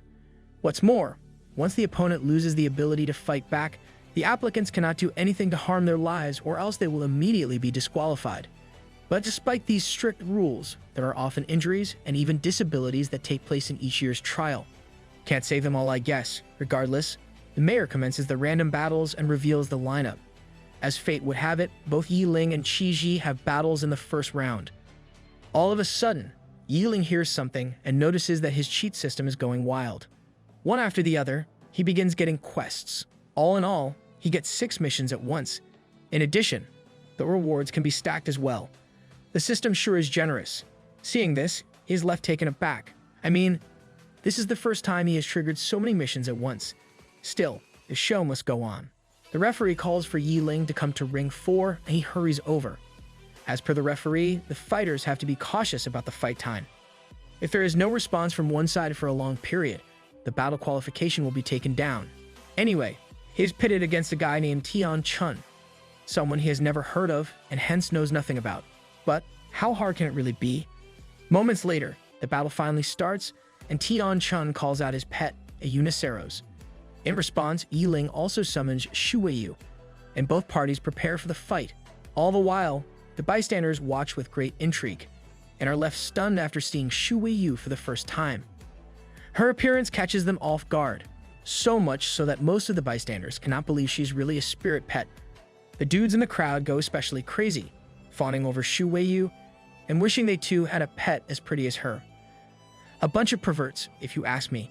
Even Deme Huo and Hong Shi watch intently, commenting on how Yi Ling has become the center of attention. The second he summoned his pet, sounds like someone is jealous. On the other hand, Tian Chun, The guy who should be the most interested in his opponent just deems Yi Ling as another useless contender. Not thinking much of him, he orders Uniceros to charge in and end things quickly. And heeding his master's command, Uniceros moves in for the kill. Despite this, Yi Ling remains unfazed. He realizes Tian-chun is trying to compete with strength. However, this is his worst mistake. Yi Ling orders Shu Weiyu to not show any mercy and display her power, and she too charges in. As a result, both pets collide with each other, but much to everyone's surprise, Unicero's attack is stopped midway. But the show has just started. As soon as Shu Weiyu grabs her opponent, Yi Ling orders her to finish it, and she lifts up the giant Uniceros in the air and tosses it out of the ring like it's nothing but a pile of garbage. This marks the end of the fight, and Yi Ling emerges as the victor. Witnessing such physical prowess, the crowd is in awe, whereas Tian-chun is still unable to face reality. How could this be? He's just a loser, he mumbles. If so, you are an even bigger loser. However, no one stays the same forever. As per Yi Ling, if you work hard, you'll succeed eventually. Well, or at least die trying. Also, there'll become a cheat set to help you. You hypocrite. Nevertheless, with a victory under his belt, one of Yi Ling's missions is completed, and he gets rewarded immediately. Thanks to this, Shu Weiyu reaches level 10. On the other hand, the rest of the matches also come to an end eventually, and are won by Li Shengtian, Qi Ji, and Ma Xiao Jian respectively. But Yi Ling couldn't be less interested. He's just excited that his pet has broken through to rank 1 level 10. As it turns out, every time his spirit pet levels up, the host's physique will also be boosted. In layman's terms, once Shu Weiyu reaches rank 2, Yi Ling will be able to make a contract with another pet. Just then, Qi Ji comes up to him, injured and wounded. Seeing him in such a state, Yi Ling gets worried, commenting on how he will be in trouble for the next round. But Qi Ji tries to remain optimistic, hoping that he might just get lucky and get paired up against an even more injured guy. Well, a guy can dream, can't he? Meanwhile, on the podium, the representatives are impressed by the skills displayed by the students, but this is just the start. If the applicants want to join a top-tier academy, they have to enter the secret realm multiple times, and hence, this is the foundation of their development. Consequently, the further into the competition they get, the more exciting things will become. Eventually, the second round of the battles commences, and the battle lineup is revealed. Up first is Yi Ling, who tells Qi Ji to rest up, since he has already passed the first round. In response, Qi Ji tells his friend not to worry about him. Of course, he does have some regrets from the last fight, but Yi Ling needs to focus on his personal battles. Right now, you are a black horse, he claims. It should be a dark horse, but whatever. Hearing this, Yi Ling begins to chuckle and makes his way to the stage. Despite the compliments from his friend, he still can't take his opponent lightly, even though the foe is from a second-rate family. Inside the ring, Feng Haotian stands proudly, too proud if you ask me. Although he too was impressed by Yi Ling's performance in the previous round, it still won't be enough. He tells Yi Ling to acknowledge defeat early, so he doesn't end up getting hurt in the fight. However, our boy was never one to back out from a challenge. As per him, they still can't be certain who will come out on top, and the only way to find out is through letting their pets do the talking. On the other hand, the patriarch of the Feng family is seen watching the battle from the audience. As per him, Feng Haotian has gotten pretty lucky this time around since his opponent isn't from the three big clans.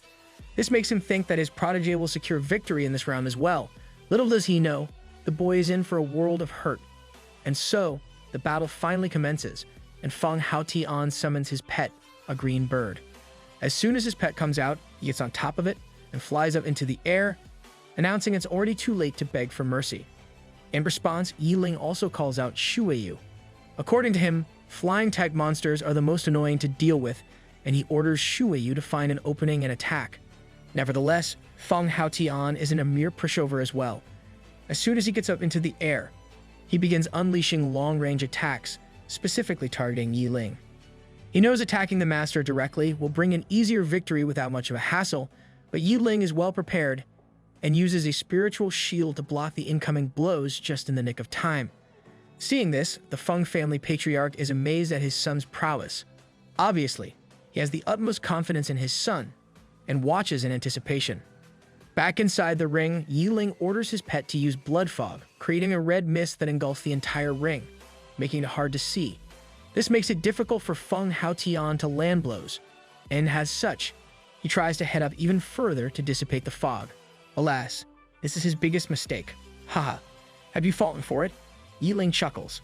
Just as the green bird tries to ascend further into the air, he uses a spiritual chain to constrain it, rendering it unable to move. With this, Shu Weiyu finds the perfect opportunity and moves in for the kill. Obviously, Feng Haotian tries to escape the chain's clutches, but he is no match. After all, no matter how much he struggles, he cannot escape from this level 2 spiritual chain. Sucks to be that guy, am I right? As such, Yiling tugs on his chain, forcing both Haotian and the green bird to crash into the ground. This marks Yiling as the victor, and the crowd goes crazy. What's more, with this victory, he also completes another one of his missions, boosting Shu Weiyu's XP by 10%. On the other hand, at the podium, the representatives are in disbelief about the result. Bai Tong deems Yiling's actions as reckless, commenting on how if his timing was off by even a millisecond, it would be him who would have bitten the dust. However, Dame Huo isn't sure about that. From her perspective, it looks like Yiling orchestrated this whole thing.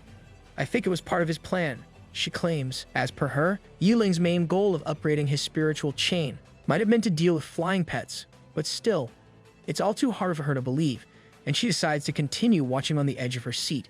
Slowly but surely, the second round of the battles also comes to an end, and a little rest time is given to the victors before the third round commences.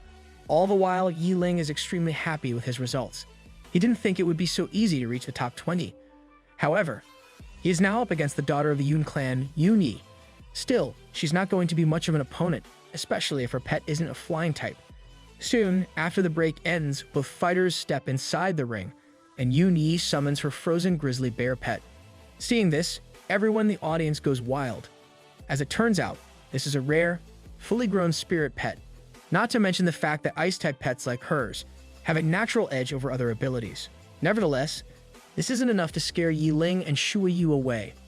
And so, the battle finally starts, and Yun Yi tries to end things as soon as possible. She orders her frozen grizzly bear to pulverize their foe, and the bear rushes in at full speed. In response, Yiling leaves the battle to his pet, and Shu Weiyu charges in for a brawl as well. However, her movement speed leaves Yun Yi in awe. Realizing she won't be able to beat them with speed, she orders her frozen grizzly bear to freeze their foe solid and end things. A good strategy, if you ask me. Consequently, the frozen grizzly bear unleashes a cold mist from its mouth. However, all of this is within Yiling's expectations. I mean, it doesn't take a rocket scientist to figure out that a rare pet would have mastered elemental powers. Nevertheless, it doesn't really affect Shu Weiyu's speed in the slightest, and Yun Yi decides to change her plan of action. All of a sudden, she orders her pet to use Ice Wave Assault, and the bear sends out a strong blast, hurling toward Yiling. But despite this, Yiling remains unfazed. He knew he was going to be the primary target of attacks and used his spiritual shield just in the nick of time to avoid any damage. But, much to his surprise, the blast is extremely strong, so much so that it leaves a crack in his shield. Even with the first level spiritual power, it still seems weak, he claims. Yeah, maybe you should have upgraded your own skills when you knew you were going to be the target. Regardless, this doesn't mean anything in the grand scheme of things. During this assault, Shu Weiyu is left wide open, and she finds the right time to pounce on the frozen grizzly bear. Grabbing it by the head, she slams it into the floor, rendering it completely unable to move. Witnessing such fearsome power, the crowd is left unable to believe their eyes. They cannot even fathom that a mere humanoid spirit pet was able to completely overpower a frozen grizzly bear in an instant. Even Yun Yi is left bewildered, but still, she refuses to back down now, especially when she has made it this far already. Not good. I must think of a way. She realizes. Therefore, she decides to help out her pet in its time of need, and deploys her own spiritual chain in an attempt to fling Shu Weiyu off her pet. And her plan actually works. Well, sort of at least. Although she does manage to constrain her foe in her chains, she is not able to pull her away from the frozen grizzly bear. That's just how powerful Shu Weiyu really is. This leaves Yun Yi even more perplexed, but Yiling just deems it to be the fault of her weak spiritual power. Damn, you are going to need some aloe vera for that burn. At last, it is now time to end things once and for all. Yiling orders Shu Weiyu to finish the fight, and she simply grabs the frozen grizzly bear's head once again, and throws it into the air, sending it out of the ring. and attaining yet another easy victory. This time, all eyes are glued to Shu Weiyu's unimaginable strength. Even a Yun family patriarch is left stunned, unable to believe that his esteemed daughter was defeated by a random nobody.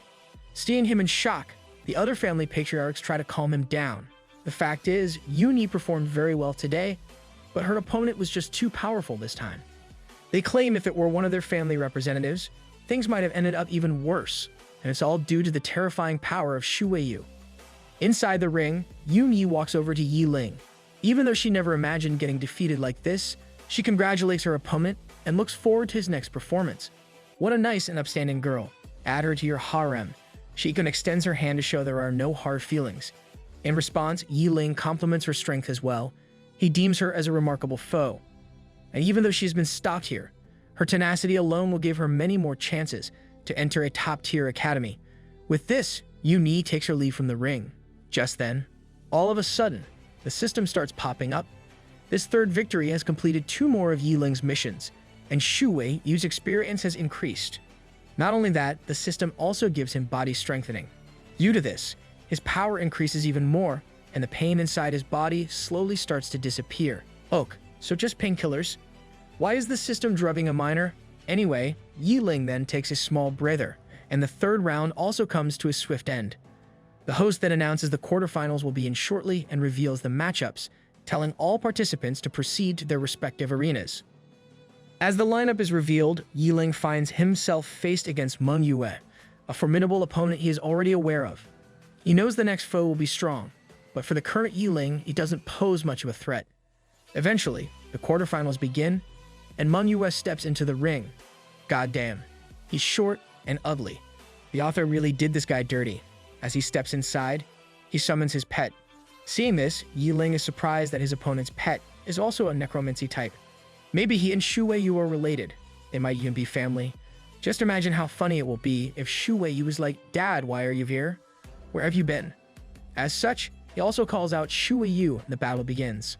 And so the battle begins, and Manhua's spirit pet, Spiritual Warrior, dashes in for close quarter combat. Seeing this, Yi Ling gets curious as to what his opponent's plan is. If he really plans on fighting in close quarter combat, Yi Ling has the upper hand in terms of strength. Hence, he orders Shu Weiyu to prioritize her attacks on Manhua. This way, the fight will be way easier, and they can win, as long as they bring down the master. However, it's also important to pay attention to the opponent's pet as well. Consequently, Shu Weiyu also rushes in for a frontal clash, but just before the two exchange blows, Yi Ling uses his spiritual chain to restrain the spirit warrior's attacks and movements. Witnessing this, Manhua is left perplexed. What's going on? How is this possible? He wonders. On the other hand, this gives Shu Weiyu the perfect opportunity to jump in. With this, she aims directly for Manhua and lands a solid blow. And one strike is enough to send fear into the enemy's heart. Immediately, he forfeits the match and admits defeat, not wanting to get injured or even lose his life in this exam. Damn, that was quick. All the while, the crowd is left shocked. The fight lasted less than 2 minutes. The head of the Li family, who is also watching from the sidelines, is left with cold sweat running down his body as he wonders what on earth happened. Regardless, the battle is already over, and Yi Ling exits the ring. There, he is confronted by a young girl. The girl refuses to reveal who she is, but warns Yi Ling to stay far away from who owes she honor before she runs away. The whole interaction is a bit too weird for Yi Ling, and he deems the girl as a weirdo. I would too. She seemed pretty sketchy. Anyway, it is now time for the semi-finals, and the match-ups are drawn. On the representatives' podium, everyone watches with anticipation. As per them, things are getting more and more exciting with each passing round. Lu Feng realizes that Yi Ling's next opponent is Li Shengtian, the son of the Li family patriarch. What's more, he notes that his strength and power don't seem to be lacking as well, making things even more intriguing. Inside the ring, Li Shengtian feels lucky to encounter Yi Ling. As you might remember, he vowed to take Yi Ling down when the mayor started to pay extra attention to him. Dude, you got to give up on receiving affection from an old guy. It looks desperate. Li Shengtian compliments his opponent's performance up until now, but now that his opponent is him, the tables are going to turn. Facing me, you are going to have a tough time, he announces. Nonetheless, Yi Ling remains unfazed by all the provocations. Ultimately, both fighters summon their spirit pets, and the fight begins. As it turns out, Li Shengtian's pet is a rock warlord, a rock-type spirit. Seeing this, Yiling realizes that Shu Weiyu's life-stealing ability will play no part in this fight, though I don't think that is going to change the outcome at all. I mean, he is the main character after all. Plot armor will help him through all the ordeals. Nevertheless, the battle finally gets underway, and the first thing Li Shengtian does is cast a stone prison around him, creating a barrier of rocks. In addition, he begins taunting Yiling, telling him to try and break this stone prison. He knows Shu Weiyu is lacking in elemental attack techniques, making it impossible for her to do so. Meanwhile, the crowd begins gossiping about this move. They contemplate if such a desperate measure is really necessary. Although Yiling has been a formidable foe, for one of the three major families to pull such a stunt is just embarrassing. What's more, it looks kind of dumb as well, almost as if Li Shengtian has trapped himself. Despite this, it's still undeniable that this defensive strategy is pretty effective. Still, with his safety now assured, Li Shengtian starts the fight and orders his pet to charge in and show its power. Consequently, Rock Warlord hurls attacks towards Yiling, who recognizes that the opponent's strength is formidable.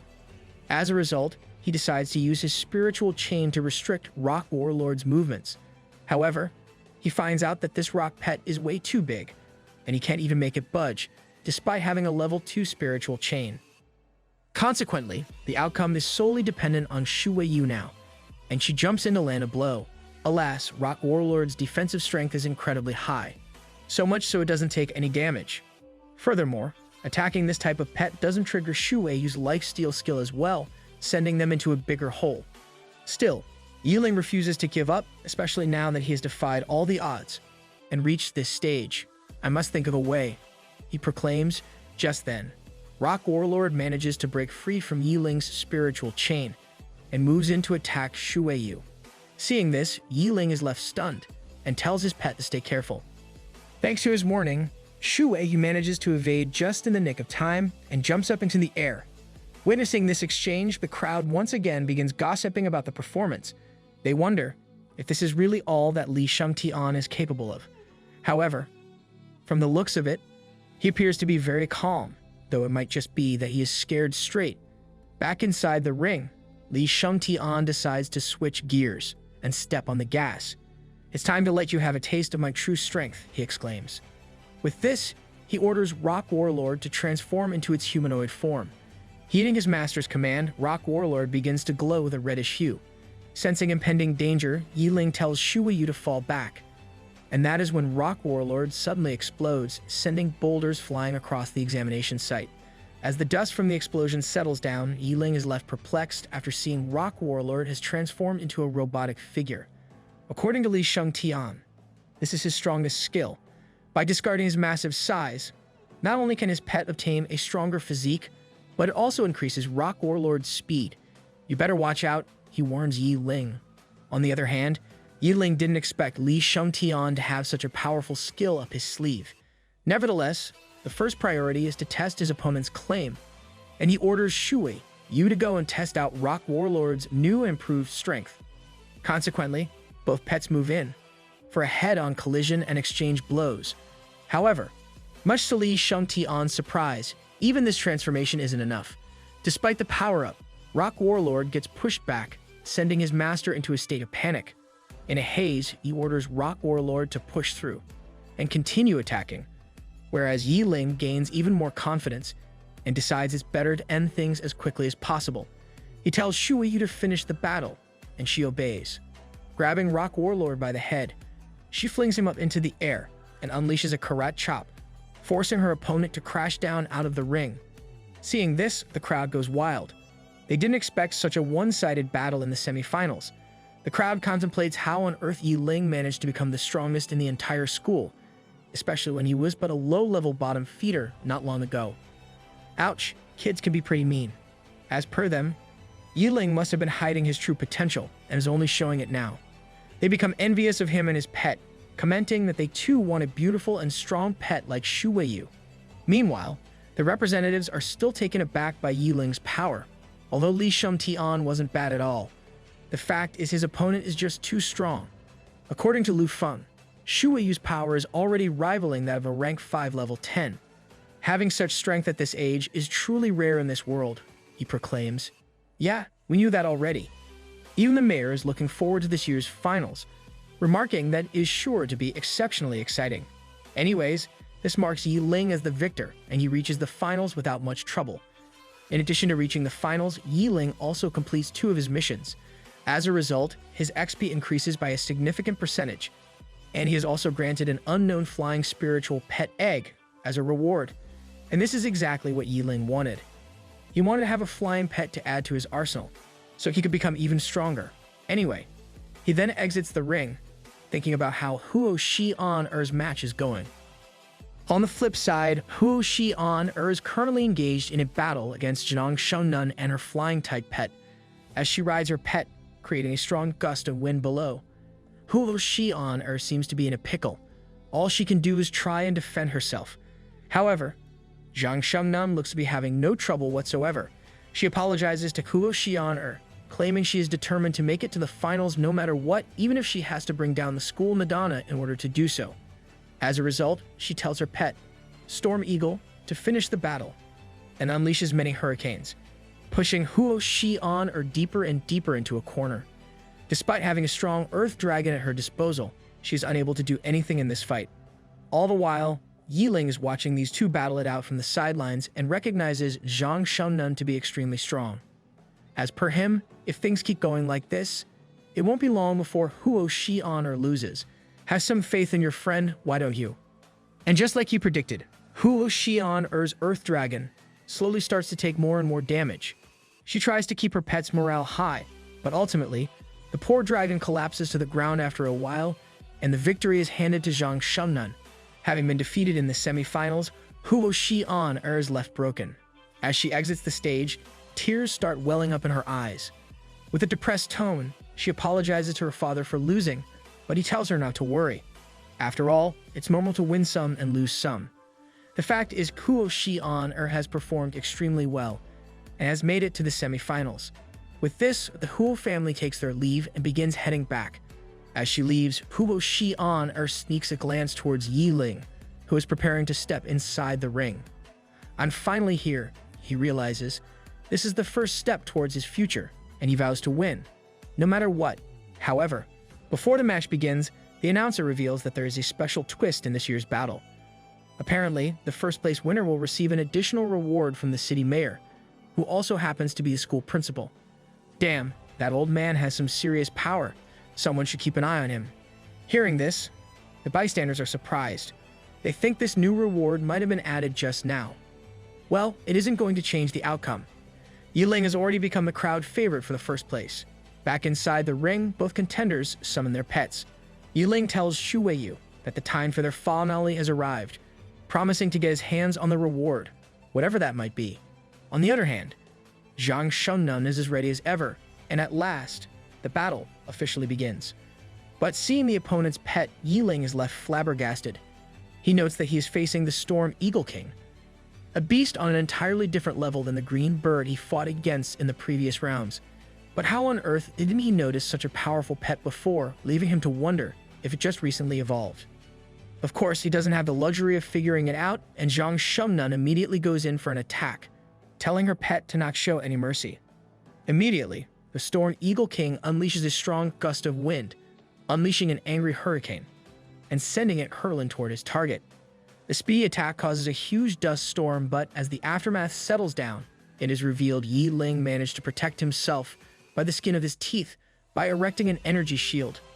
In front of such a powerful attack, even Shu Wei, he will take significant damage, and he tells her to stay protected behind him until further orders. But that's not all. Zhang Shounan is left stunned after seeing Yi Ling has unlocked the rank 2 spiritual shield. As a result, she decides to not waste even a single second and moves in for yet another attack. All the while, the representatives watch on the edge of their seats. They comment on how this year's finale is way more exciting than previous years. Hong Shi remarks on how the Storm Eagle King is a fearsome foe, so much so that Zhang Shounan might actually end up winning. But Bai Tong disagrees. Although the eagle is strong, it still has to find the right timing to attack, but from what he can see, its master is too impatient. Took the words right out of my mouth. Back towards Yi Ling, who finds his opportunity to counter. Shu Weiyu, it's now or never. Go, he orders, and Shu Weiyu dashes amidst the chaos at high speed. All of a sudden, the audience is filled with gasps. What? How is this possible? Zhang Shengnan questioned. Apparently, thanks to her speed.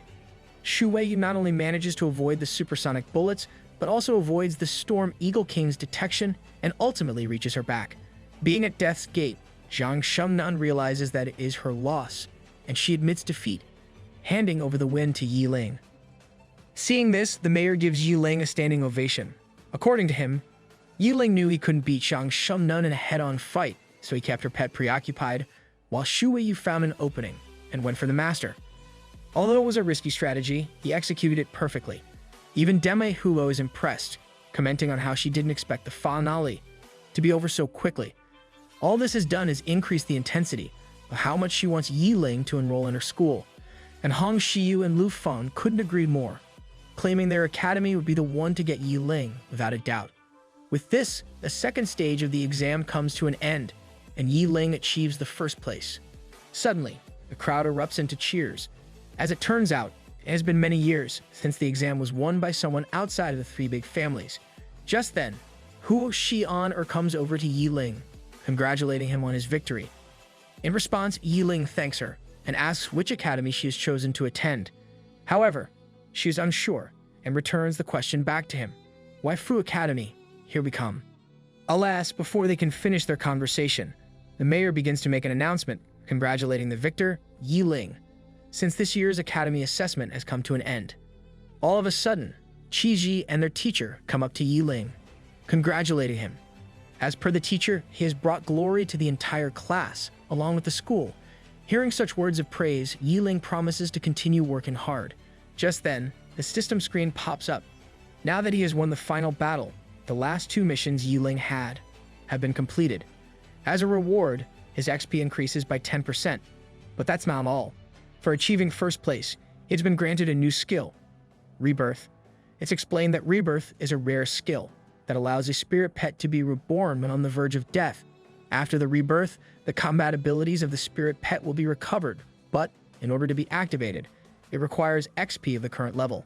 In case the XP is 0, the skill will fail. Still, not a bad skill to have in your arsenal. It might end up coming in handy at the right time. However, there's one drawback. The cooldown is a whopping 30 days, but Yi Ling, despite being granted such an extraordinary skill, isn't all too happy. Apparently, although he fancies this power, he doesn't think it's very suitable for Shu Weiyu. All of a sudden, Qi Ji pats him on the back, telling him to look up at the announcement screen. As it turns out, the mayor reveals that all the top 4 academies have selected Yi Ling as their first pick. Wow, that sure is a surprise. Totally didn't expect that to happen. Seeing this, the crowd goes wild. They are left flabbergasted after seeing Hong Shiyu's academy, Phoenix Academy, which is famous for not accepting any male students willing to take him in. This makes them think that maybe the school has finally opened up to other male students, but I guess they have to stop daydreaming. This is an exception solely for Yi Ling, who has outperformed each and every single one of his contenders. Such a situation may never happen again. Sucks to be ordinary, I guess. As such, all the applicants begin deciding on their school, though they don't really have much choice, seeing as how most of them haven't been hand-selected. All the while, Yi Ling thinks hard about his decision. Obviously, this single decision will have a major impact on his future, and hence, he has to make the right choice between the 4. Just then, Lu Feng calls out to Yi Ling to sweeten the deal. He claims that if Yi Ling decides to join his academy, he will be granted 5% more resources compared to all the others, and will even be allowed to enter the dungeon 3 times per year. For the average Joe, this is an offer too good to refuse. Cue the Godfather theme. Just being able to enter the dungeon 3 times can allow one to obtain the best equipment without any issues. But this is just the beginning. Bai Tong also chimes in, telling Yi Ling to not make up his mind hastily. Countering Lu Feng's offer, it gives Yi Ling 8% more resources and the opportunity to enter the dungeon 5 times a year. But the show doesn't stop there. Demi Hu intervenes as well, offering 10% more resources and the chance to dungeon dive 5 times a year. What's more, she reveals that Huo Xian will also be in the same academy as him, giving him the chance to stay together with her as a classmate. Don't fall for it, dude. It's a honey trap. Hearing this, both Yi Ling and Huo Xian get embarrassed and flustered, but this still leaves Hong Xiu, who decides to rise above the competition. She promises to give Yi Ling 15% more resources, and even throws in the chance to enter a dungeon every single month. What's more, his acceptance will make him the first and only male student in the entire school. Noise. Hearing such an extravagant offer, all the boys get jealous, envious of envisioning Yi Ling, being surrounded by beauties all the time. And so, having been offered so much, Yi Ling ultimately decides to go to Hong Xiu's Crimson Phoenix Academy. "Guess that seals my choice then," he exclaims. "Called it. Waifu Academy, here we come." Having made up his mind, he picks the Phoenix School, making all the applicants more and more jealous. Even Qi Ji is excited about his friend's accomplishment, kind of envious that he gets to be the first guy in an all-girls school. Can't really blame him, I would be too. All of a sudden, Hong Xiu walks over to them both, confirming to Yi Ling that he has made the right choice. In addition, she gives him 1 day to get ready, revealing they will leave for the academy tomorrow night in an airship. With this, she heads back, promising to make sure he doesn't regret his decision later on. But that's not all. Yi Ling's teacher suddenly comes up to him and informs him that the mayor wants to meet him, and hence, he goes over to his office. There, the mayor gives him 300,000 federal points as a reward for his excellent performance in the exam, and even gives him high-ranking evolution material. Being given such expensive rewards, Yi Ling thanks the city lord and vows to continue working hard so he won't embarrass his school. However, when he opens up the material, he finds it to be an immortal bone, a top-grade material that only drops from strong undead. Even though it's of no use to him at the moment, it is necessary for Shu Weiyu's final evolution. Of course, he feels bad about taking such an expensive item, but the mayor tells him not to worry. Apparently, he has no use for it, and so, it's better to hand it over to a young and promising student. With this, Yi Ling then takes his leave and walks out of the office. On the other hand, the mayor's assistant is left confused. As far as she knew, this item was something the mayor personally collected and treated like a treasure. If so, why did he give away something so precious? However, the mayor claims that, although it's valuable, the item is worth less than Yi Ling's bright future. The next day, Yi Ling is seen waiting to take the airship to the Phoenix Academy, and Qi Ji is also there to bid farewell to his friend. There, Qi Ji comments on how his buddy is now a big shot. After the 4 top academies fought for his enrollment, he became quite famous throughout the city. However, that means little to Yi Ling. In his eyes, he and Qi Ji will be brothers for life, and he wants to become stronger with him in the future. Just then, Huo Xian comes into the frame, congratulating Yi Ling on his acceptance into the Phoenix Academy. Seeing her come, Qi Ji realizes this is his hint to take a hike, and he immediately leaves the 2 lovebirds to chat alone.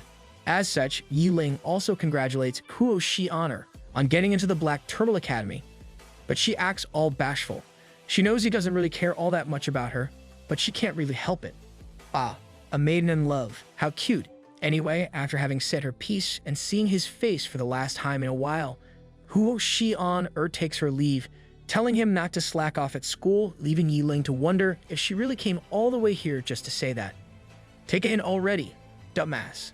Nevertheless, the day turns into night and Yi Ling boards the Crimson Phoenix airship. Inside, the other female students watch him from afar, gossiping about the first male student to be ever accepted into their academy. However, none of them has anything good to say, remarking how he looks kind of ugly and dumb. Takes one to know one. On the other hand, Hong Xiu tries to give him a warm welcome. Apparently, it will take some time before they can reach their destination, the Holy Phoenix City, and she suggests Yi Ling take it easy for a while and enjoy the scenery on the way. Just then, Li Yue Hai, rank 7, level 5, and the captain of the airship interrupts their conversation. She reveals that something has gone wrong. They have detected something troublesome on their flight route ahead. As it turns out, their way is blocked by a bunch of flying-type monsters. Although it is still too early to know what these monsters are or how many of them there are, one thing is for certain, they all are individually pretty weak. Still, the scouts are conducting further observations to get better grasp of the situation. Consequently, in order to ensure this ordeal doesn't escalate, Hong Xiu tells the captain to make the necessary arrangements first, and Li Yue Hai carries out her orders. She informs all the others on board of the situation and orders all the tamers in the airship to the elevator cabin and drive away the incoming monsters. As a result, all the tamers rush to their positions. On the way, Yi Ling runs into Yun Yi, and they both head to the cabin together. As they reach their destination, Hong Shiyu is already present there with eyes on the target. Luckily for them, there is no need to panic, since the enemy is some low-level monsters, rank 1 beasts called Black Crows. Wanting to make the best of this situation, Hong Shiyu decides to turn these monsters into some battle experience for the newbies, and hence, she orders Yiling and Yuni to summon their pets and prepare to engage in battle. Consequently, Yuni calls out her Frost Ice Bear and Yiling summons Shuweiyu. However, seeing Shuweiyu in front of him, Yuni's pet gets furious, thinking she is the threat here. Of course, Yumi calms him down, since he is not the opponent right now. Looks like someone knows how to hold a grudge. Regardless, Yiling notes that although they are only rank 1 Black Crows, their numbers are still a nuisance. All of a sudden, the system screen pops open. Under these circumstances, Yiling is given a new, time-limited mission to kill as many Black Crows as possible within 10 minutes.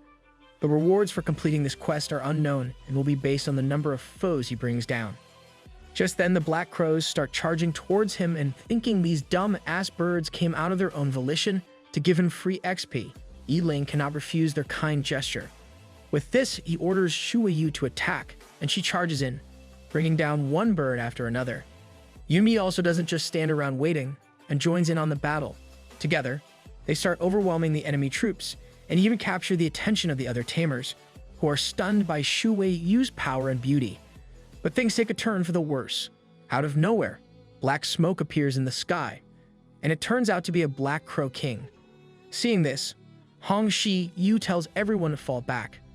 As per her, this Black Crow King is a rank 2 beast, making it something the newbies cannot fight off. However, Yiling has other ideas in mind. If I kill the Black Crow King, will I get a much better reward? He wonders. More importantly, if he takes down their leader, the others are sure to run away in fear. As such, he orders Shuweiyu to target the Black Crow King, and she dashes in. Nonetheless, Hong Shiyu isn't too happy about this plan. She scolds Yiling, telling him not to be impulsive. With Shuweiyu's current ability, she won't be able to face a rank 2 opponent. But that's just her opinion. Yiling, confident as ever in his pet, tells her not to worry. Shuweiyu can do it, he proclaims. However, in Hong Shiyu's eyes, this is nothing but some reckless banter.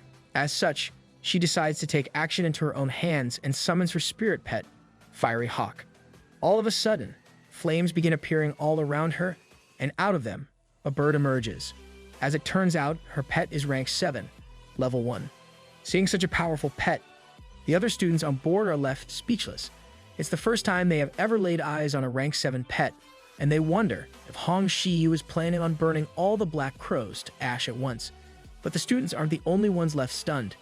The Black Crows realize they have no chance of fighting such a powerful opponent, and they all immediately cower away in fear. Not like they had any other choice. On the other hand, Yiling is still unfazed and orders Shuweiyu to continue attacking, not wanting the Black Crow King to escape. Consequently, Shuweiyu begins attacking the monster. Just then, Hong Shiyu realizes that Shuweiyu has a poison effect. She never expected a zombie pet to have such a weapon in her arsenal, but Shuweiyu keeps up the pressure. Ultimately, even the Crow King ends up in a disadvantageous situation and opts to run away with his life. Seeing this, the students all erupt into cheers, glad that the entire crow flock has retreated. But Yiling doesn't feel the same way. He feels angry that he let the boss escape. However, to brighten his mood, the system reveals he has completed his mission with flying colors. In this short time, Yiling has managed to take down 478 crows, and for his efforts, he is awarded the 4th tier reward, 3 experience crystals and 1 growth crystal. However, seeing this, he becomes a bit confused and begins to wonder what on earth these crystals actually do. Nevertheless, now that the crisis has been averted, the students are all ordered to head back to their rooms in an orderly manner. As such, Yiling continues his investigation inside the ship, where he learns that the experience crystals, when used, can provide 10% of the spirit pet's experience points. Moreover, the growth crystal has the ability to grant 10% of the spirit pet's growth points. Having understood their capabilities, Yiling is excited to no end. Wow, with these items, doesn't it mean Shuwei, you can evolve now, he thinks. And he decides this is the perfect time to do so. Gotta strike while the iron is still hot. As a result, he immediately begins the process of Shuweiyu's evolution, and she starts to glow a reddish hue. implying the evolution is working. Soon, the hue engulfs her completely and she emerges as a new monster, a gray-eyed zombie. In addition, she is now rank 2 level, and her growth rate has also transformed to uncommon. This makes Yiling delighted, but he has merely scratched the surface as of now. Apparently, the evolution has given her 2 additional skills: flight, giving her the power to fly, and blood manipulation, allowing her to manipulate the blood within a target's body. Of course, both skills also have their drawbacks, namely the depletion of stamina and reduced level of control depending on the target's level, but still, these make her unparalleled in battle. Moreover, like the smart ass he is, Yiling realizes that with unlimited stamina, Shu Weiyu will be able to just keep on flying like it's nothing. Hence, he allocates all the remaining points he has towards her stamina. But that's not all. As congratulations for reaching rank 2, the system also activates the automatic pickup function and rewards Yiling with a mysterious gift. Suddenly, a box appears in front of him, and upon opening it, he finds a talent card tucked inside. A talent card allows the user to replicate the talents of their own pets for themselves, with a total of 5 copying opportunities. All the while, Yiling is still in shock that such an item really does exist. This is awesome. There has been nothing like this in the entire Federation, he exclaims. With this, he wants to get on to copying Shu Weiyu's abilities and copy her super speed regeneration and blood fog transformation skills. But, as per him, there are still even more amazing things left for them to witness. He then brings out the spirit pet egg he received as a reward for ranking first in the exam, which looks to be on the verge of hatching. And so, he begins making contact with the egg and tells his second pet to awaken from its slumber. Just then, out of nowhere, a bright beam of light emerges from the egg. The light is so bright, in fact, that it captures the entire ship's attention, though they chalk it up to be Hong Shiyu's pet. However, that couldn't be further from the case. Inside his room, Yiling finds out that his second pet is a phoenix, an epic, rank 1, level 9 beast. However, upon closer inspection, he sees his phoenix doesn't have the rebirth through nirvana skill. But that too is a small matter. You might remember that he received the rebirth skill as a reward earlier on, and he assigns it to his phoenix. Thanks to this, the bird gains the rebirth through nirvana skill. Just like that, Yiling's firepower has doubled, and he decides to name his new pet Feng Jiyu, or just Ji for short. And as luck would have it, the phoenix loves this name as well. Alas, you might ask how I know this. Well, as luck would have it, Jiyu can actually talk too, truly deserving to be an epic level pet. Soon enough, the airship finally reaches its destination, and the students arrive in the Holy Phoenix City. As the airship lands, the newcomers are left bewitched by the dazzling city and burst with excitement, especially Yun Yi, who cannot seem to control herself. There, Hong Shi-yu decides to show the students the most important place in the city, the place where they will study, the Crimson Phoenix Academy, or Vermilion Academy as it's now known. The translator really needs to get themselves together. Just stick to one translation, dude. As the students take their first steps into the city, Hong Shi-yu tells them to take a leisurely stroll to get themselves familiarized with the environment, mentioning that their accommodation will be arranged later on. However, seeing as Yiling is the first ever male student to attend, the school has built an independent mansion for him that he will be using as his dorm from now on, and he is happy to partake in this luxury. All of a sudden, a car comes dashing into sight. Apparently, the driver has been ordered by the headmistress to fetch a student named Yiling.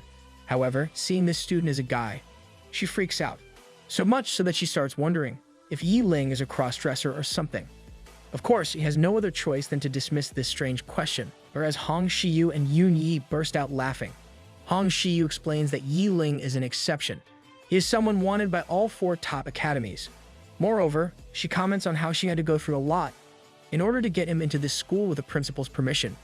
Hearing this explanation, the driver finally understands the situation and tells Yiling to get in, stating she will drop him off at his dorm.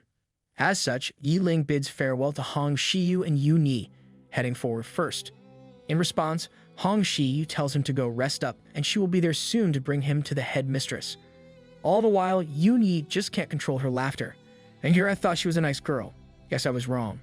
With this, Yiling and the woman ride off into the horizon. On the other hand, news of this new male student spreads like wildfire. The students begin researching this newcomer, realizing he must be pretty powerful to be allowed to attend this all-girls school. Apparently, they all look forward to this new change, and get excited for the days ahead of them.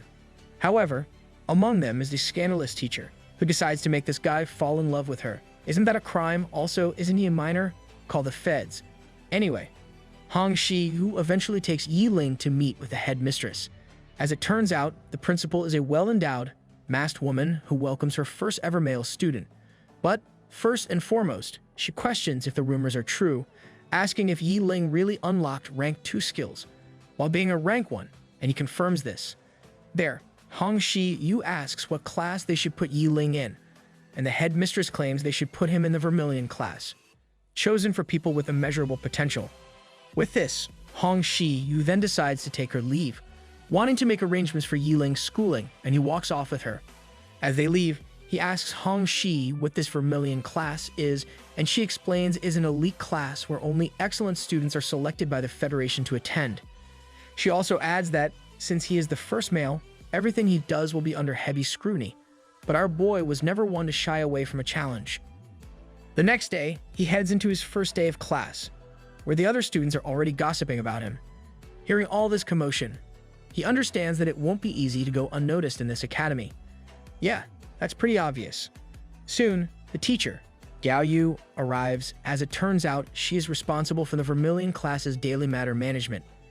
Moreover, she reveals that academic training and matter management are 2 separate matters, and the academic training will be conducted in groups of 3 or 4. Each group will have an assigned counselor, and she immediately starts dividing the class into groups. Consequently, Yi Ling is grouped together with He Shuwei and Sun Ning, and their counselor is revealed to be none other than Hong Shiyu herself. Hearing this, the class is astonished. Apparently, Hong Shiyu stopped counseling students a long time ago, and they wonder if this change of heart is due to the new male student. Who knows? Regardless, later that night, Yi Ling meets up with his group members, who all appear to be pretty friendly. Even Hong Shiyu shows up. As their counselor, she vows to be by their side until they graduate. However, seeing as they are all elite, they won't be getting much attention from her. Since they have already learned the basics of taming, she wants to get right into training. And so, the groups begin gathering some fighting experience. He Shuwei and Sun Ning go at each other in a battle, while Yi Ling watches them from the sidelines. Suddenly, Hong Shiyu comes up to him, announcing that the academy will fulfill their promise. As such, she hands him a hidden realm card, telling him he can use it once a month to enter a dungeon. Inside the dungeon are very strong beasts that will serve as excellent evolution material, and it also happens to be the fastest way to increase one's strength. As such, Hong Shi Yu tells Yi Ling to go have a look inside, and he, in response, thanks his teacher. This realm card makes him excited for the future, and he decides to head inside immediately. Just like that, he ventures to the secret realm hall, where all the secret realms owned by the academy are stored. Apparently, this place is also guarded by strong individuals of at least the 7th rank. He Shuwei and Sun Ning accompany Yi Ling to the hall, wishing they too could go inside, if only once. Alas, they aren't nearly strong enough yet and can only dream of doing so. And so, Yi Ling continues heading deeper alone until he stumbles upon a guard, asking her how he can get into the realm. However, the guard tells him to stop with his nonsense. She questions what on earth a newbie is doing here, but Yi Ling shows her the realm card, leaving her surprised. This makes her wonder what on earth this absurd school is thinking, allowing a newly enrolled student to venture inside. Excuse me, but why isn't she surprised to see a male student? Isn't that supposed to be the biggest shock? Still, he does have a realm card, meaning he has the permission to go inside. Hence, she can't really stop him. Consequently, she begins leading the way to the entrance of the secret realms. On the way, she explains that there are several different types of realms owned by the school. Each stone door represents realms of different levels, and for a new student, it's best to go to the lowest level first. It's well known that the realms aren't particularly safe, and once inside, one can encounter dangerous situations. What's more, if they cannot manage to leave in time, they might end up getting buried inside as well, forfeiting their lives. But it's not like Yi Ling is unaware of the dangers. With this, he decides to venture into the 2nd level of the realm. However, the guard warns him that the 2nd level is much more dangerous. In addition, she reveals the exploration time is 3 days. There, as he stands in front of the realm gate, Yi Ling begins to second-guess himself, wondering if he really has what it takes to survive inside the 2nd level realm on his own for 3 days. Just then, the system issues him a mission to explore the 2nd level for an unknown reward. Now, having been given this quest, he decides to not stall anymore and ventures inside, vowing to use this time to advance Feng Jiyu to the second rank. Secret realm. Here I come, he proclaims. Our boy is making waves. On the other hand, the guard goes into deep thought, contemplating why the young ones don't value their lives anymore. Nevertheless, Yiling takes his first steps into the realm and is immediately greeted by a horde of monsters. As a result, he calls out both Shu Weiyu and Feng Jiyu, so they can start the exploration. There, he tells Feng Jiyu that this is a special realm prepared for him to level up quickly. They need to perform well, so they can reach rank 2 within the next 3 days. However, Feng Jiyu doesn't really like the fact that he's being controlled. Out of nowhere, he lashes out and flies into the air, claiming leveling up is no big deal for him. And so, she heads to a nearby group of monsters and transforms into his phoenix form, ready to fight. Witnessing this, Yiling is taken aback, commenting on how this transformation is a bit too flashy for his liking. He warns Feng Jiyu that causing a commotion is sure to attract more monsters, and just like he said, they get confronted by a pack of wasteland wolves, as well as their leader. What's more, the leader is a rank 2 beast, making for a tough opponent at their current level. Suddenly, the system issues a new task. It tells Feng Jiyu to complete the first battle alone, and upon completion, they will be rewarded with a double experience boost card, and this task couldn't have come at a better time. Yiling orders his new pet to show off her power, adding that he and Shu Wei will simply watch from the sidelines and not intervene. And Feng Jiyu is up for the challenge. As per her, these wolves are akin to ants in front of her power, and she moves in for the fight, warning her master to stay away or they might get hurt.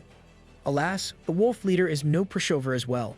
Seeing the approaching threat, it uses its fire attribute to unleash a blast, hurling it directly towards Feng Jiyu. This blast ends up making contact, causing a huge explosion.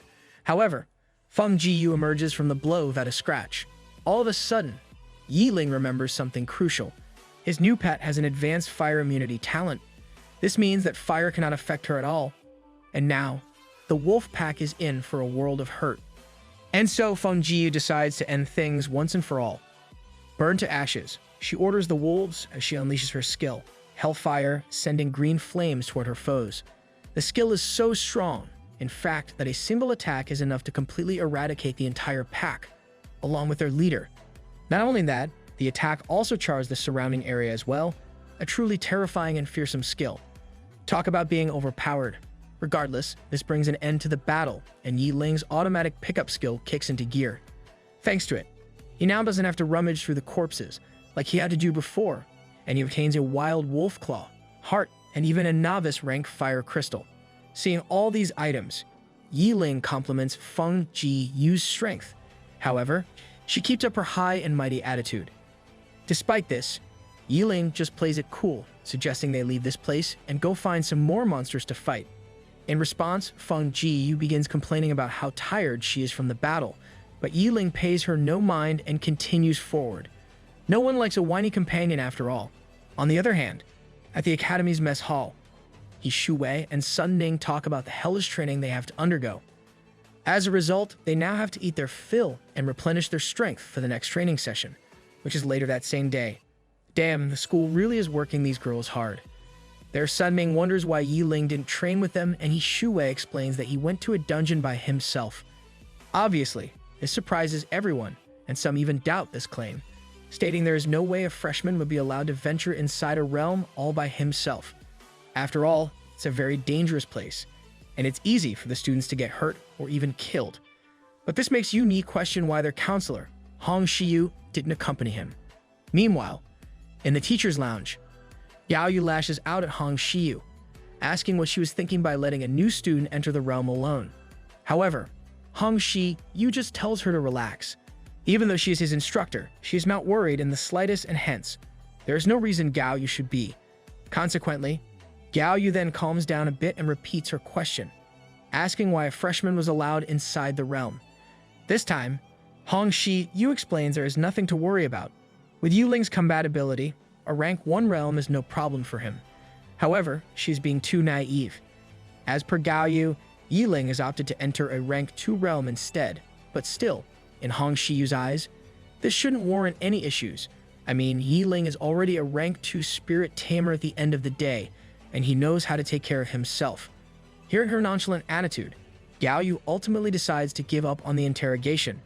She's busy as it is without having to always question her fellow teacher's methods. Therefore, she decides to take her leave, but not before warning Hong Shiyu that she will be the one explaining the situation to the headmistress if anything unexpected happens. Back inside the realm, Yiling suddenly sneezes, making him think that someone might be missing him. Nonetheless, they continue their exploration. Suddenly, Shu Weiyu senses some monsters in the distance. However, it appears the beasts are too far away to be seen clearly, and hence, Feng Jiyu is tasked to fly her master and Shu Weiyu over there and figure out what these monsters are. Of course, Feng Jiyu isn't very happy about being ordered around, but agrees to do so in exchange for some delicious food tonight, and Yiling agrees her terms. To be honest, Feng Jiyu is starting to get on my nerves. Maybe they should just have some phoenix stew for dinner. As a result, all three of them fly up in the air to scope out their next possible targets. On the way, Yiling feels an intense rush of thrill, commenting on how great it feels to be flying in the sky like this. Soon, they reach their desired location and look down to find a battle is ongoing. Apparently, a pack of blazing lions is currently in the middle of hunting down an earth-bending bull.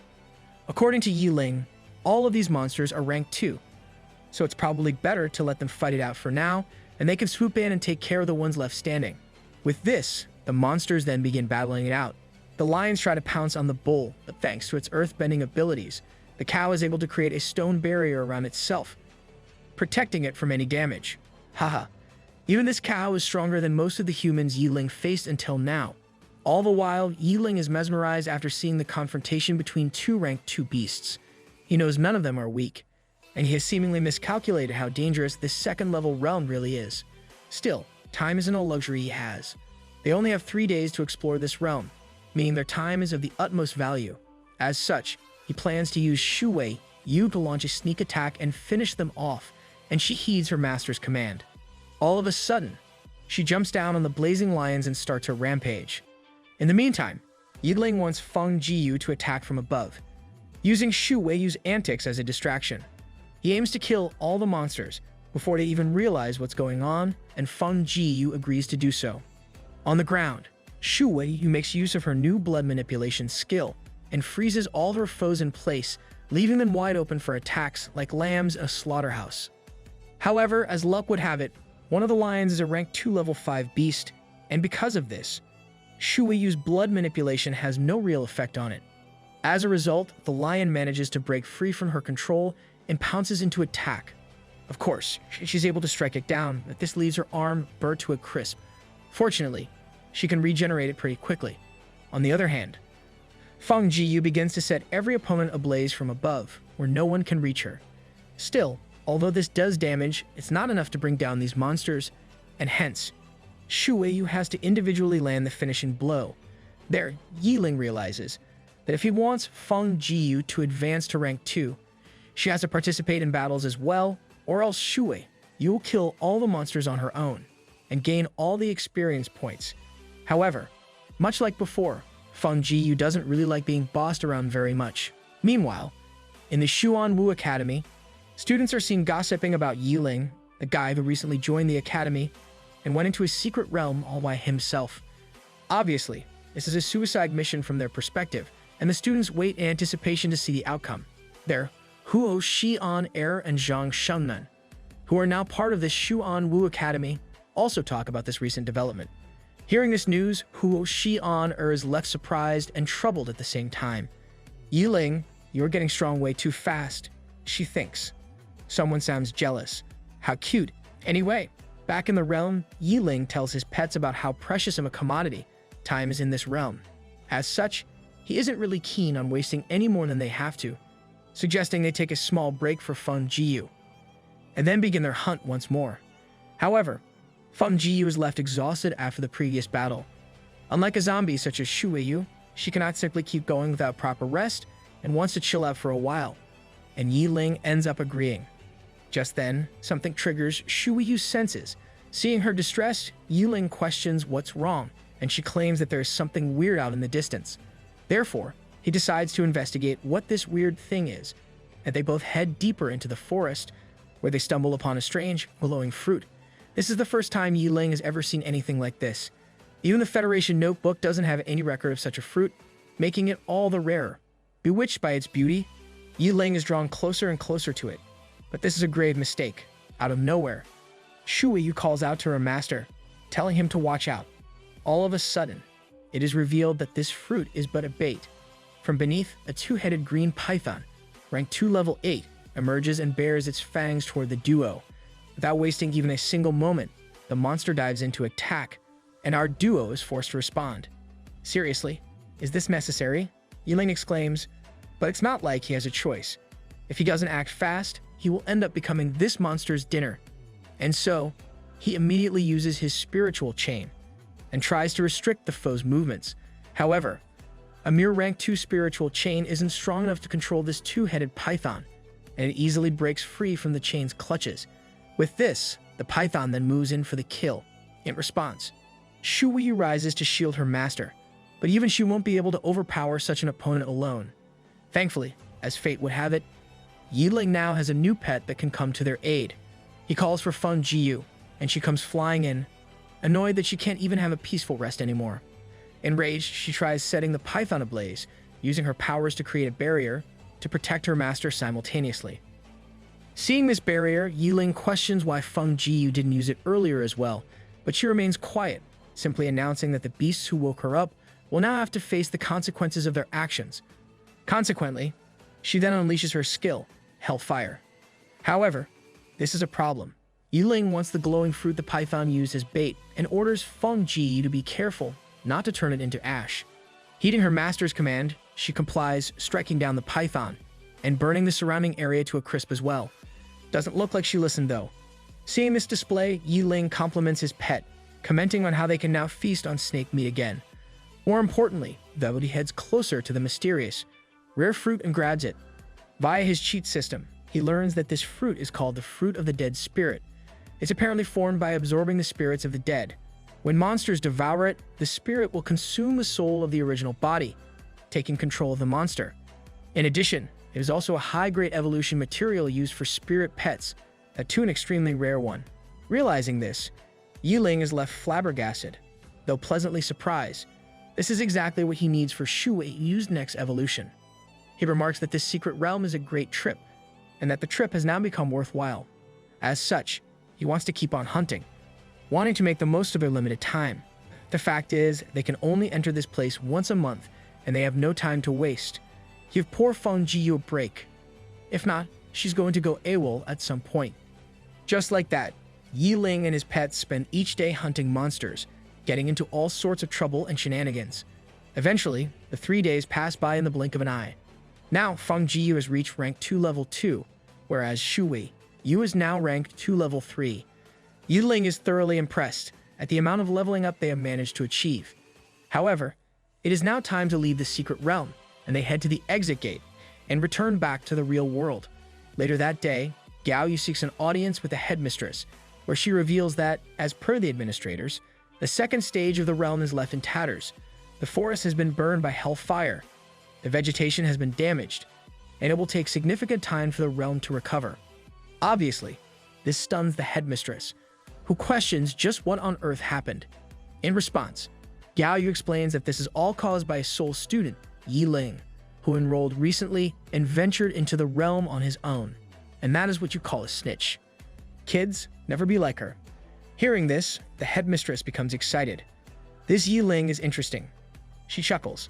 As such, she orders Gao Yu to close the realm for now and send a restoration team to deal with the aftermath, and Gao Yu obeys, asking what sort of punishment should be given to Yi Ling for causing all this destruction. But the headmistress is against any punishments, revealing she has already made arrangements on her own. On the other hand, at academy grounds, the female students are left mesmerized by their new male schoolmate. They talk about how he has become a big shot, especially now that he has been dominating the headlines on the official websites for several days. Not only was he the first male student to enroll in history, but he was even allowed to go into a realm on his first day. All of this has made its way to the news, and now, everyone is talking about it. They even comment on how he looks even more handsome in person than in his pictures, talking about how they might end up falling in love with him or something. I suggest you all keep it in your pants. However, The person in question, Yiling, is not really thrilled about these developments. All he wants to do is live out his life peacefully, and he wonders if he will become the center of attention like this whenever he goes to a realm in the future. Obviously, Yiling is not used to all this attention. Not when he was considered at the bottom of the barrel, trash back in his old school. But hey, that's what you call character development. Suddenly, the system pops up. Now that Yiling has explored and come out of the realm, he has completed his quest and is rewarded for his troubles. The system gives him a spirit skill, Eye of Truth, as well as 5 spirit crystals and 5 experience crystals. Quite the loot if you ask me. As it turns out, the Eye of Truth has the same ability as Pursuit Vision. Through this skill, one can see any relevant data of any target locked by the hosts, though it does consume about 20 spirit points per second and cannot be upgraded. Still, it's quite the tool to have in your arsenal. Even though Yiling can find out most information thanks to his system, much of the data is still incomplete, and he decides to try out this new skill. And so, he first checks out a leaf, learning all there is about the object. His eyes are then directed toward a young girl walking by. Via his skill, he learns this girl is Wang Lingyu, a 19-year-old who is rank 1 level 9. Not only that, he even manages to find out her power, skills, and even her measurements. And no, I'm not only talking about height, if you know what I mean. Seeing this, Yiling is left a bit flustered and runs away, thinking about how incredible it is that his system gives him such unconventional skills. Still, it uses about 5 spirit power each time he uses it, and hence, he decides to hold off using it for the time being. Anyway, he then begins searching for Hong Shiyu and finds her dilly-dallying somewhere. Upon seeing him, she asks how he feels, now that he has come out of the realm, and Yiling is excited for the next time. Nevertheless, he asks where his group members are, and Hong Shiyu reveals she has a surprise for him in store. As it turns out, with the headmistress's permission, Yiling has been directly promoted to the 2nd grade. Apparently, the practical classes in the 2nd grade are harsher and more frequent, and hence, he needs to have some equipment materials prepared. Consequently, she hands him the admission bonus, as well as the address to the most famous equipment shop in the Holy City, Tianyu Pavilion. She tells him to go and buy all the equipment and materials he needs there. She will go and make arrangements for his promotion. As such, he heads to the pavilion building by himself and finds it to be a majestic building. So much so that it doesn't even look like a shop, but rather a treasure house. Still, he enters the store and is greeted by an attendant who asks if she can be of any service. With this, Yiling asks where he can sell materials, and the attendant replies that the sales section is on the 2nd floor. But first, she questions if Yiling is a student of the Zhu Juwei Academy, and he confirms this. But the attendant is obviously skeptical of this. As far as she knows, the Zhu Juwei Academy only accepts females, meaning Yiling is lying. Therefore, she turns him away, claiming they cannot trade with people of unknown identity. Of course, Yiling tries to explain that he really is a student, but the attendant doesn't believe him, telling him to leave. Just then, someone intervenes. This someone is revealed to be Shun Mengyao, a 3rd grade student of the Zhu Juwei Academy. She decides to deal with Yiling personally, explaining that this pavilion is owned by her family, and she can give him a good price for the items he wants to sell. As a result, Yiling decides to take her up on the offer and pulls out a ring. But that's not all. He also brings out a bunch of other materials and items, claiming he has personally collected these all from the 2nd level secret realm. Quite the haul if you ask me.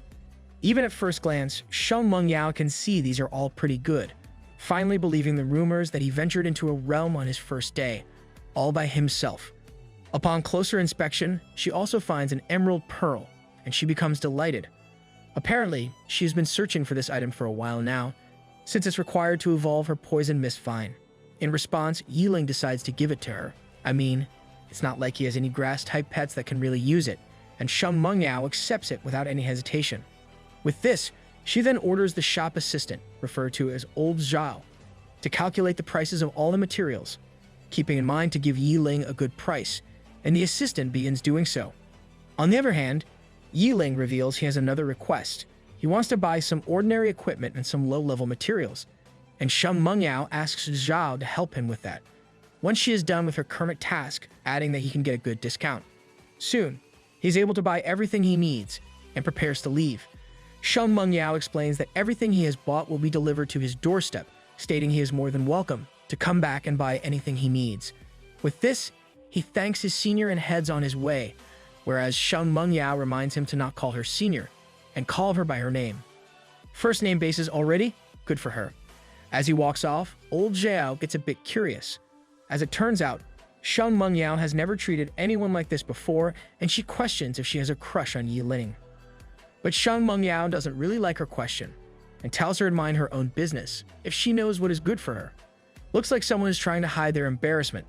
Meanwhile, at the academy, Yi Ling's classmates are pretty bummed after hearing the news of his promotion. Of course, the only boy in their entire school is leaving their class after all. It's sure to bum out any girl, especially with our boy being quite the catch. Nevertheless, Yi Ling reaches the academy grounds, talking about how he managed to get 450,000 federal points for his material.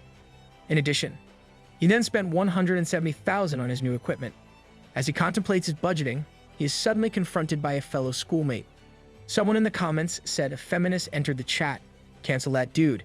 This girl, Wu Shuan, questions if this guy is Yi Ling and immediately jumps into an attack, after learning that he indeed is.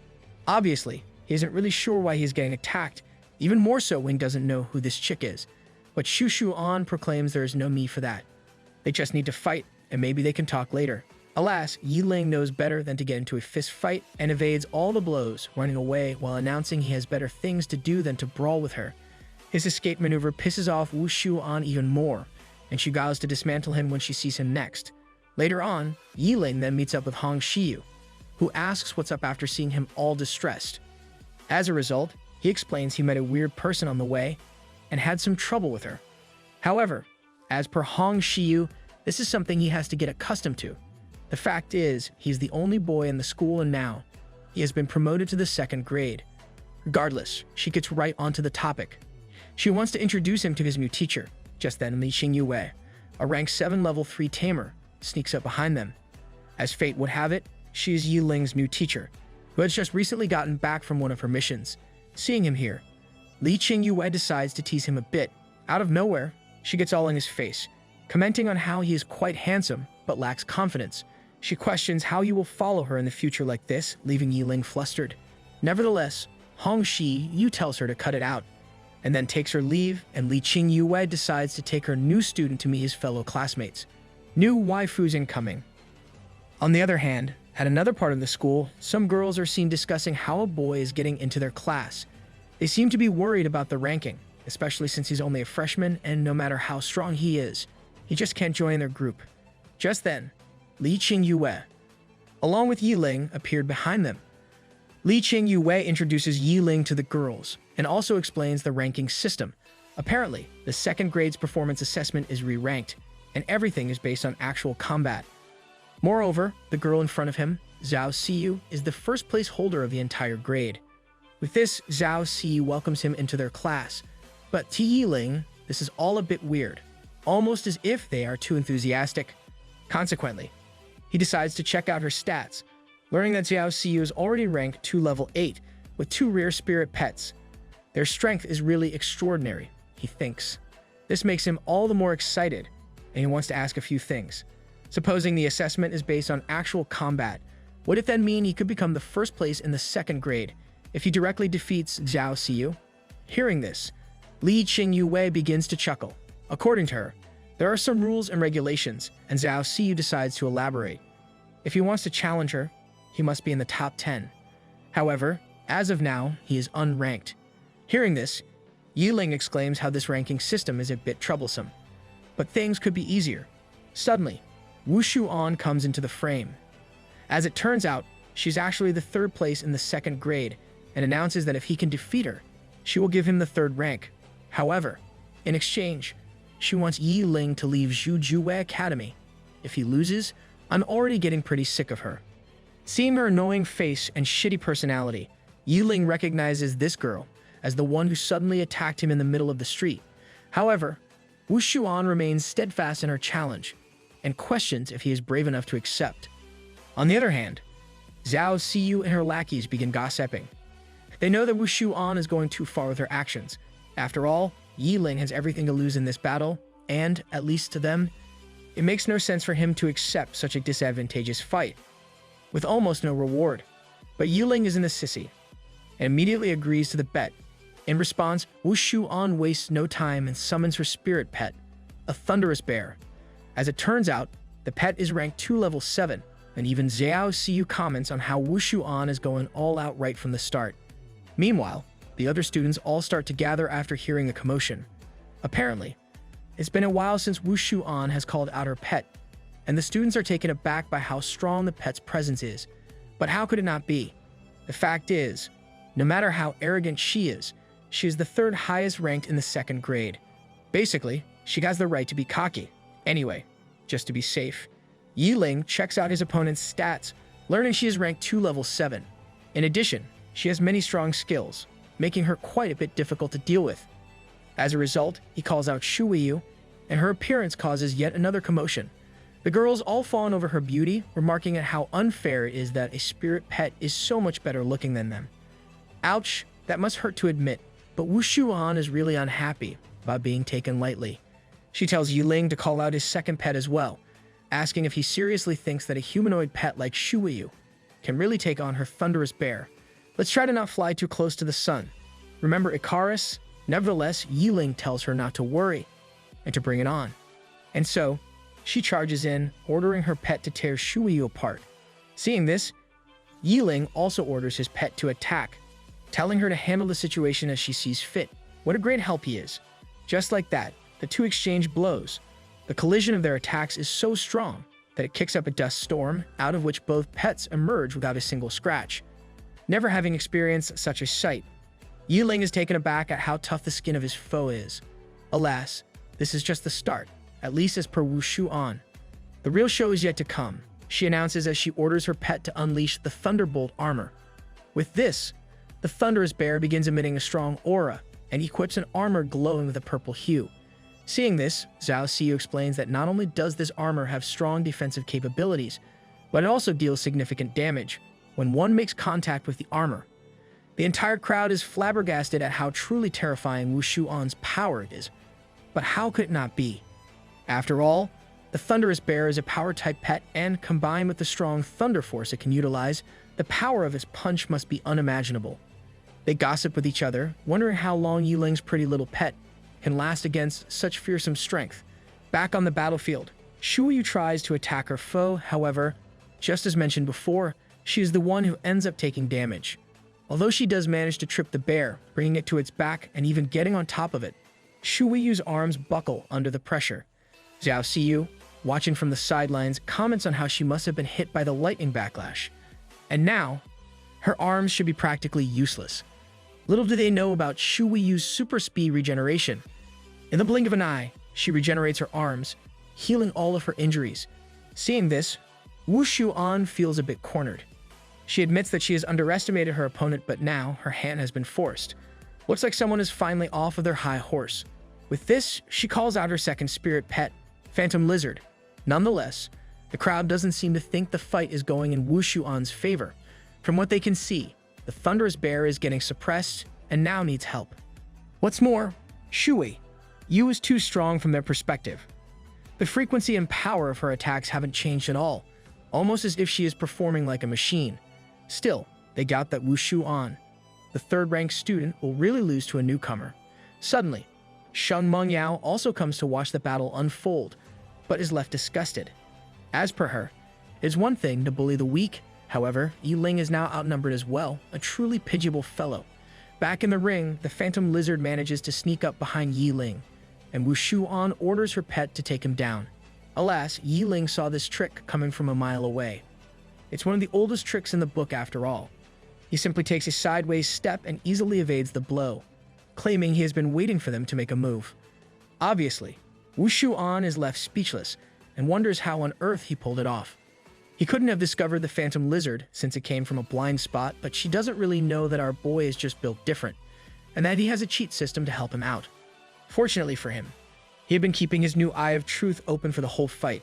With this, he then summons his 2nd pet, Feng Jiyu, telling her to step in and resolve the battle once and for all.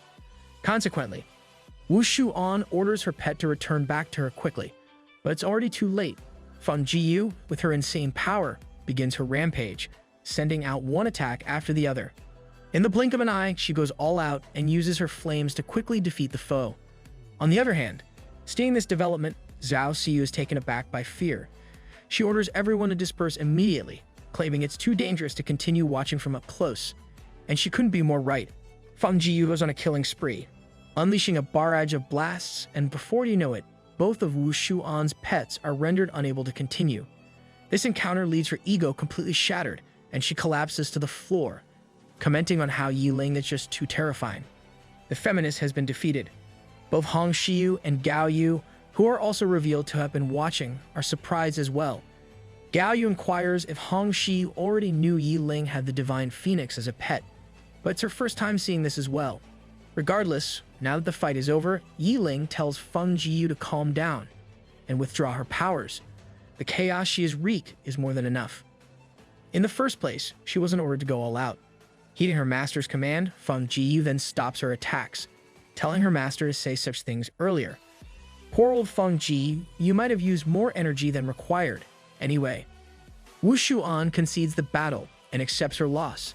As such, she offers her ranking to Yi Ling, promising to transfer the resources of the third seat into his account later.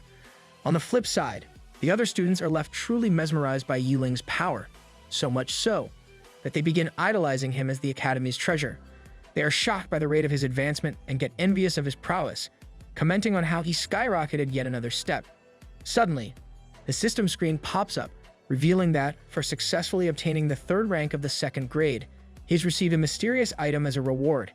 Hearing this, Yi Ling is delighted to no end. However, before he can find out what this mysterious item is, he gets surrounded by all the bystanders. They all pester him with questions, asking how on earth he managed to get so strong so quickly. They even try their luck with getting his contact info, pushing him further and further into a corner. Lucky guy. Thankfully, for him, Hong Shiyu decides to intervene and saves him from the situation. She announces she wants to have a chat with him, and he hurries over to her side. There, she questions when he obtained the Divine Phoenix pet, and Yi Ling simply claims it's a recent event. It's not like you can tell her about the cheat system after all. Anyway, she now has a task for Yi Ling. As it turns out, Li Qingyue has received a new mission, and hence, Yi Ling has to go back to his dorm and prepare to be dispatched quickly. Departure is imminent, she proclaims. In response, Yi Ling decides to hurry back to his dorm and get ready as soon as possible. Later that day, at his dormitory, Yi Ling finally gets some peace and quiet, the perfect time to get his secretive tasks out of the way. And that is when he decides to open up this mysterious gift, learning he has a crystallized phoenix blood. According to the system, the crystallized essence of the Divine Phoenix contains the power of a phoenix. Carrying it can dispel the cold and even keep the user on high alert. Moreover, by actively using the Phoenix blood, one can summon the Divine Phoenix, a rank 9 level 10 monster. What's more, the crystal can even partially unlock the skills of the Divine Phoenix, prolonging its existence to a whopping 5 minutes. More than enough time to deal with whatever emergency he has to face. But even this is just scratching the surface. It's explained that he can use this crystal 3 times, and after it's maxed out, the Phoenix blood will completely disappear as well. Learning all this, Yi Ling is in awe of this item he has received. Obviously, it's an incredibly powerful tool, although it's a shame that it can only be used 3 times. Don't get too greedy, dude. Just then he gets a deposit from Wu Shuan. Seeing this, he understands that Wu Shuan is serious about the outcome of the bet, and he wants to find an opportunity to resolve this conflict they both have. But for now, it's getting pretty late, and he has to depart on his first ever mission. As such, he heads to the meeting spot where he finds Zhao Siyu, along with her lackeys, already there. Seeing him come in, Zhao Siyu is excited, commenting on how he has given the entire grade a big surprise. More like a big fright, if you ask me. However, Yi Ling has bigger plans in mind. Now that he is the 3rd ranked, he asks if he has the qualification to challenge Zhao Siyu directly, and she reveals that he has gained that right. But before they can continue their conversation, Li Qingyue comes onto the scene, questioning if everyone is here. Upon her arrival, she also comments on how she has heard Yi Ling is now in the 3rd place in the 2nd rank. In response, Yi Ling tries to stay humble, mentioning he was lucky enough to just barely defeat Wu Shuan and attain her rank. Humble and strong, I can see why the girls want his contact info. Regardless, they now have a mission of the utmost importance on their hands. Hence, they have to execute it immediately. Li Qingyue explains that at the nearby Heian city, a lot of low-level demons have suddenly started to appear, so many in fact that it can be called a low-level demon tide. In order to keep the citizens safe and eliminate these threats, the city has sent a request for the Federation's help, and that is where the students come in. As per her, the low-level demon tide should not have any high-level monsters, making it good training for the students. Moreover, the students will always be followed by a teacher to ensure their safety as well. With this, she wants the students to ask any questions, if they have them, and if not, they need to depart urgently. However, none of the students have any further follow-up and they all head out. And so, they all get into a car and begin their journey towards Heian City, which isn't that far away, and as a result, they will reach their destination pretty quickly. She also gives the students a manual of all the information they will need regarding the demons and their targets, telling them to familiarize themselves with all the possible foes. Like Peter Baelish said, knowledge is power. Consequently, Yi Ling and the others begin looking through the database, realizing their opponents are going to be undead-type monsters. Slowly but surely, the day turns into night, and the team reaches Heian City. However, as soon as they arrive, they find the city barrier surrounded by undead. Not only that, but something seems off. For a low-level demon tide, the sheer number of monsters is way too high. Xiao Xiyu, upon closer notice, also finds some mid-level monsters mixed in the horde as well, making Li Qingyue worried. She thinks that maybe the information provided to them was wrong, or maybe the situation has changed. Nevertheless, their first priority is to head into Heian City. As such, she tells her students to hold on tight and speeds up. With this, she charges into the horde of monsters, running over them with the car. Pretty badass and effective. But the monsters won't go down without a fight, and in the blink of an eye, they get surrounded. The demons try to launch a counterattack, wanting to destroy their vehicle, but Yi Ling intervenes, casting a spiritual shield over him and his comrades, not wanting any of them to come into harm's way. Still, they are yet to make out unscathed, and Li Qingyue speeds up even more, using a skill called Energy Rush to finally make it past the horde and enter the city.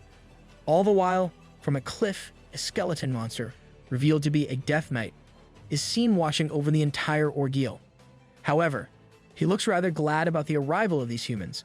"Come on, you're all my sacrifices," he exclaims. Apparently, he's just waiting for the red moon to come, and he vows to sacrifice all the living beings in Heian City when the time is right. Inside the city's castle, all the students from all the top academies arrive safely and begin questioning the city lord, Luo, about what is going on. The situation appears to be vastly different from what they were told, and Luo proclaims that the circumstances are now dire. As per his knowledge, the number of demons around the city is increasing rapidly, but that's not all. What's even worse is that a Death Knight has also been spotted in the horde. Hearing this news, the students are left terrified. Even they can't do much against a fearsome foe such as a Death Knight. Just then, Li Qingyue comes barging in. She announces that, rather than sitting around, waiting for death, they should take the initiative and attack first. She reveals that, at the rate of monster increase, Heian City will suffer heavy losses if they simply wait around, even if support arrives, and suggests they take the battle into their own hands. And Luo seems to agree with her idea, claiming they can only use heavy weapons in that case. Meanwhile, Yi Ling and the others wait outside the castle for their teacher. There, they take a good look around the city, realizing it's not as prosperous as the Holy City. Slowly but surely, minutes turn into hours, but Li Qingyue is still nowhere to be seen. Soon, Xiao Xiyu begins to wonder why Li Qingyue has yet to return from the meeting with the city lord. Suddenly, a commotion nearby diverts their attention. A few soldiers are seen carrying and transporting a spirit cannon, a very powerful weapon that uses dark crystals as energy. As per Xiao Xiyu, the city wouldn't resort to using such a weapon unnecessarily, meaning the situation has taken a turn for the worse and has become very serious. "Yeah, no kidding.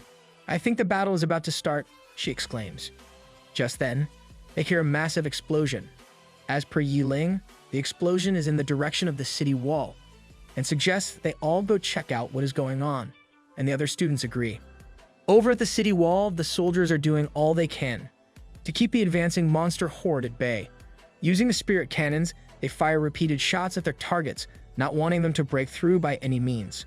Soon, Yi Ling and the others arrive at the wall, where Li Qingyue is seen already waiting for them.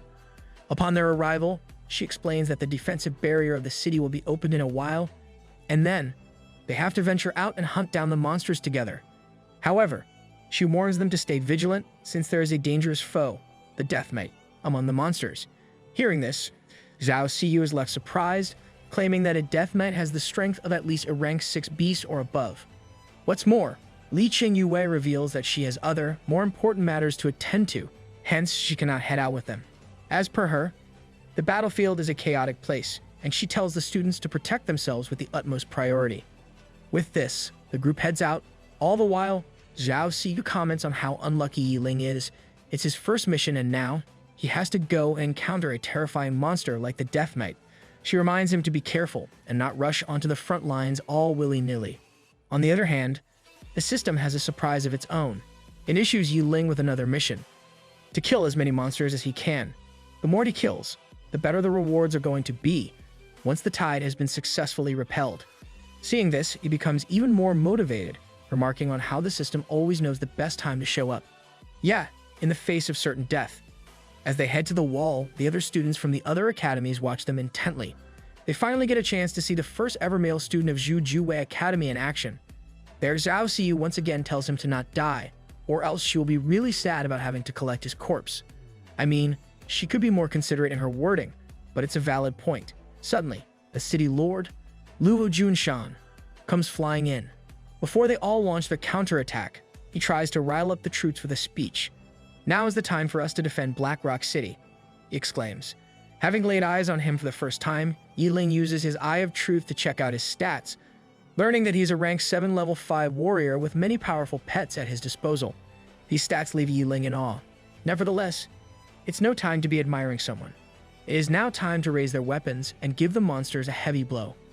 All of a sudden, the students and soldiers get riled up, overwhelmed with bloodlust. With this, Luo Junshan then orders for the gates to be opened, and the soldiers and students rush out, guns blazing. And so, as soon as the gates open, all hell breaks loose. Both sides begin attacking with all their might. The commanders tell the inexperienced fighters to not rush to the front and stay in the back lines, paying attention to the cooperation of the team and providing support. Even Yiling summons Shu Weiyu, telling her the battlefield is a very unpredictable place and hence, she must not venture too far away from him.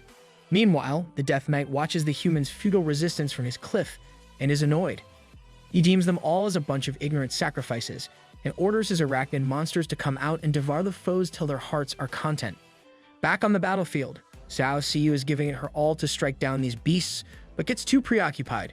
Suddenly, a giant monster comes jumping at her, but luckily for her, Yiling notices this and chimes in to help out his teammate, defeating the monster in a single strike.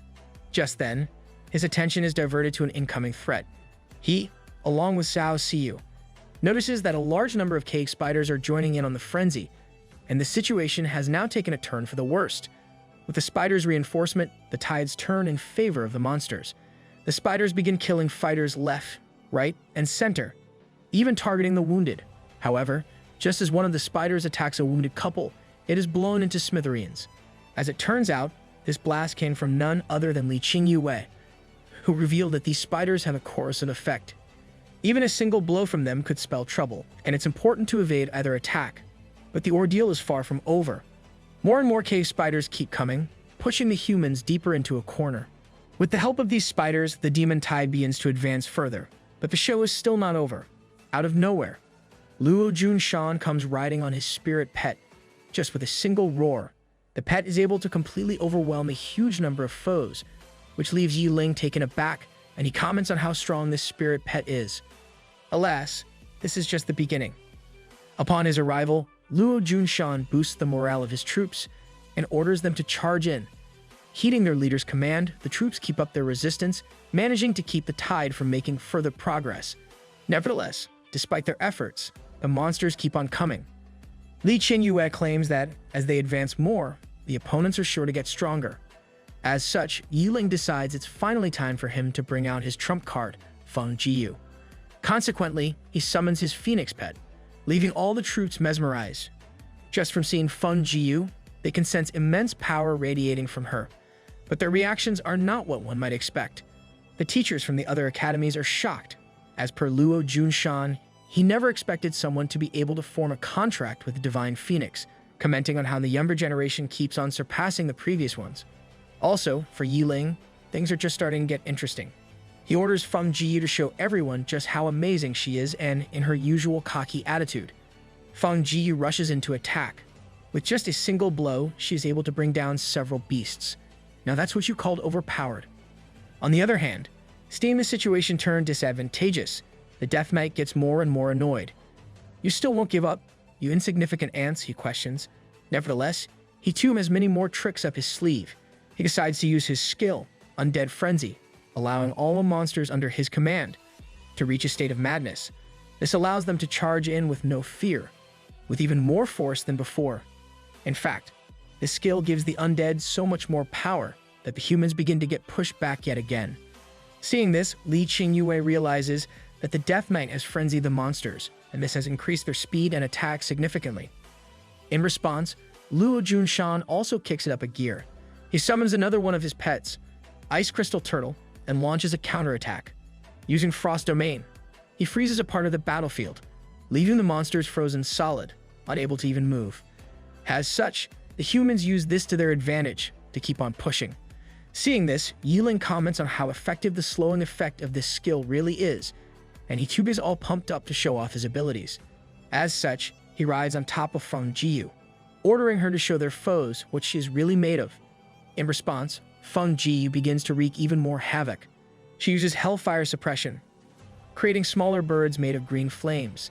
This allows her to incinerate all within reach of her attack and burn them to a crisp. There, Yiling reminds her to be careful not to harm any of their allies, but that is nothing to worry about, especially for a pet as powerful as her. Seeing the effects of this skill, the others are left feeling envious. They remark on how terrifying this divine bird's power really is, so much so they cannot believe it's a spirit pet belonging to a newly enrolled student. Little do they know, our boy has a cheat system. Seeing such a ferocious display of power, even Luo Junshan is left in awe and begins watching Feng Jiyu intently. On the other hand, the Death Knight is speechless. "What? It's impossible," he announces. He wonders why on earth the mighty divine phoenix bird would be contracted by a mere human. He never expected to be in such a situation, and realizes this could end up in an even worse predicament. As a result, he has to take some desperate measures and jumps directly into the battlefield. There, he pleads with his powerful master to bestow more power upon him. All of a sudden, the sky turns dark. I mean, it was already night, but even darker than that. Up in the sky, a black hole appears, out of which a black mist emerges and reaches the Death Knight, who offers the sacrifice of the insignificant ants and their whole group to his powerful master. With this, the mist begins pouring inside of the Death Knight. All the while, the humans can see and feel the change in the atmosphere. They sense an even greater menace than before and wonder what is going on. Apparently, they speculate that the Death Knight must be summoning something. Even Luo Junshan is left distressed, wondering if there could really be a mastermind behind the Death Knight. With this, a terrifying monster makes its appearance on the battlefield. Witnessing this, Li Qingyue realizes that this beast is none other than a Lich King. With this new power, the monsters gain the upper hand once more, and the tide turns in their favor, so much so that the troops are left completely demoralized. They begin to wonder if they will even manage to return from this place alive. Screw that, they wonder if this city will even survive such a terrifying monster's rage, questioning if they will see the appearance of the city ever again. However, not everyone is left in despair. The teachers try to get a handle on the situation by motivating the troops. They announce that the city lord is still fighting with all his might to suppress this enemy. If so, how can they just give up like this and sit around in despair? Thanks to this, the students once again begin to rise up to confront the enemy horde, commenting on how they should be able to get through this ordeal with so many spirit tamers. "I believe we will definitely be safe," they think. After all, they have Yi Ling and his plot armor on their side. But is that really the case?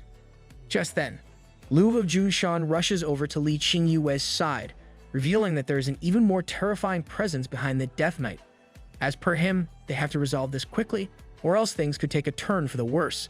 And so, he orders Li Qingyue to take care of the students, claiming he will go and deal with the Death Knight on his own. However, even she knows such a plan is too dangerous. They can't afford to lose the leader of their troops, and she decides to go and assist Luo Junshan with the fight. As a result, she summons her spirit pet, Blazing Fire Kite, and rushes to aid the city lord. As she leaves, she tells her students to be careful, especially now that she won't be around to ensure their safety. and Yi Ling tells her to go with peace of mind. And so, the duo soon reaches the enemy leader, the Death Knight, and confronts it. After making contact, Luo Junshan immediately jumps in for an attack, telling his foe to go back to your hell. Alas, such a melee attack won't be enough to bring down a Death Knight, who blocks the blow with ease. He claims that these insignificant ants are overestimating themselves and cannot possibly withstand his power. All of a sudden, Luo Junshan is attacked by monsters from the back, but fortunately for him, Li Qingyue senses them coming and uses her pet to shield him from the blow, allowing Luo Junshan and the Death Knight to duke it out alone. However, having a one-on-one fight wasn't really a part of the Death Knight's plan. In the midst of the battlefield, a gigantic hand suddenly emerges from the black hole. Obviously, Yi Ling is left perplexed after witnessing such a sight and wonders what on earth this could be. However, before he knows it, the hand comes at him at full speed and grabs hold of him. This leaves him in a terrible situation, and he is still left questioning why on earth this thing is trying to capture him. Maybe it likes you. Meanwhile, Li Qingyue watches all this unfold from a distance and realizes they have messed up. As per her, the enemy wants to capture Yi Ling. The other warriors are also left stunned by what's going on, and they wonder why the foe would bother capturing a newbie spirit tamer. Nevertheless, Shui Yu will not allow for this to happen. In the blink of an eye, she jumps up into the air, ordering the hand to let go of her master. Alas, she is too late. The hand manages to get away from her. There, Yi Ling orders Shui Yu to quickly return to the spirit pet imprint, and is then pulled into the black hole. On the other hand, Luo Junshan becomes distracted from his own battle, claiming that they are too late to save their fighter. There is no time left, he exclaims. Even Li Qingyue feels defeated after allowing one of her pupils to meet such an unexpected end. But the Death Knight couldn't be happier. He begins dancing around in joy. However, this only enrages her even more. Suddenly, her face is painted with anger, and she vows to avenge the life of her student. Pay the price, she demands of the Death Knight, as she moves in to swiftly bring his life to an end.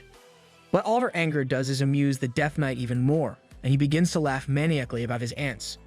In response, Luo Junshan also chimes in, and together they unleash a devastating attack, sure to bring down any foe. As the dust from the attack settles, the Death Knight emerges on the verge of death. How ironic. Despite this, he doesn't give up on his arrogant demeanor. Despite being on death's door, he continues to deem the humans as a bunch of puny insects, questioning if they really think they have won. Dream on, he announces as he gets back up for a final show of resistance. Out of nowhere, his body begins to glow with a reddish hue, and Luo Junshan recognizes this attack. He claims that the Death Knight is about to self-destruct, telling his comrade to be careful.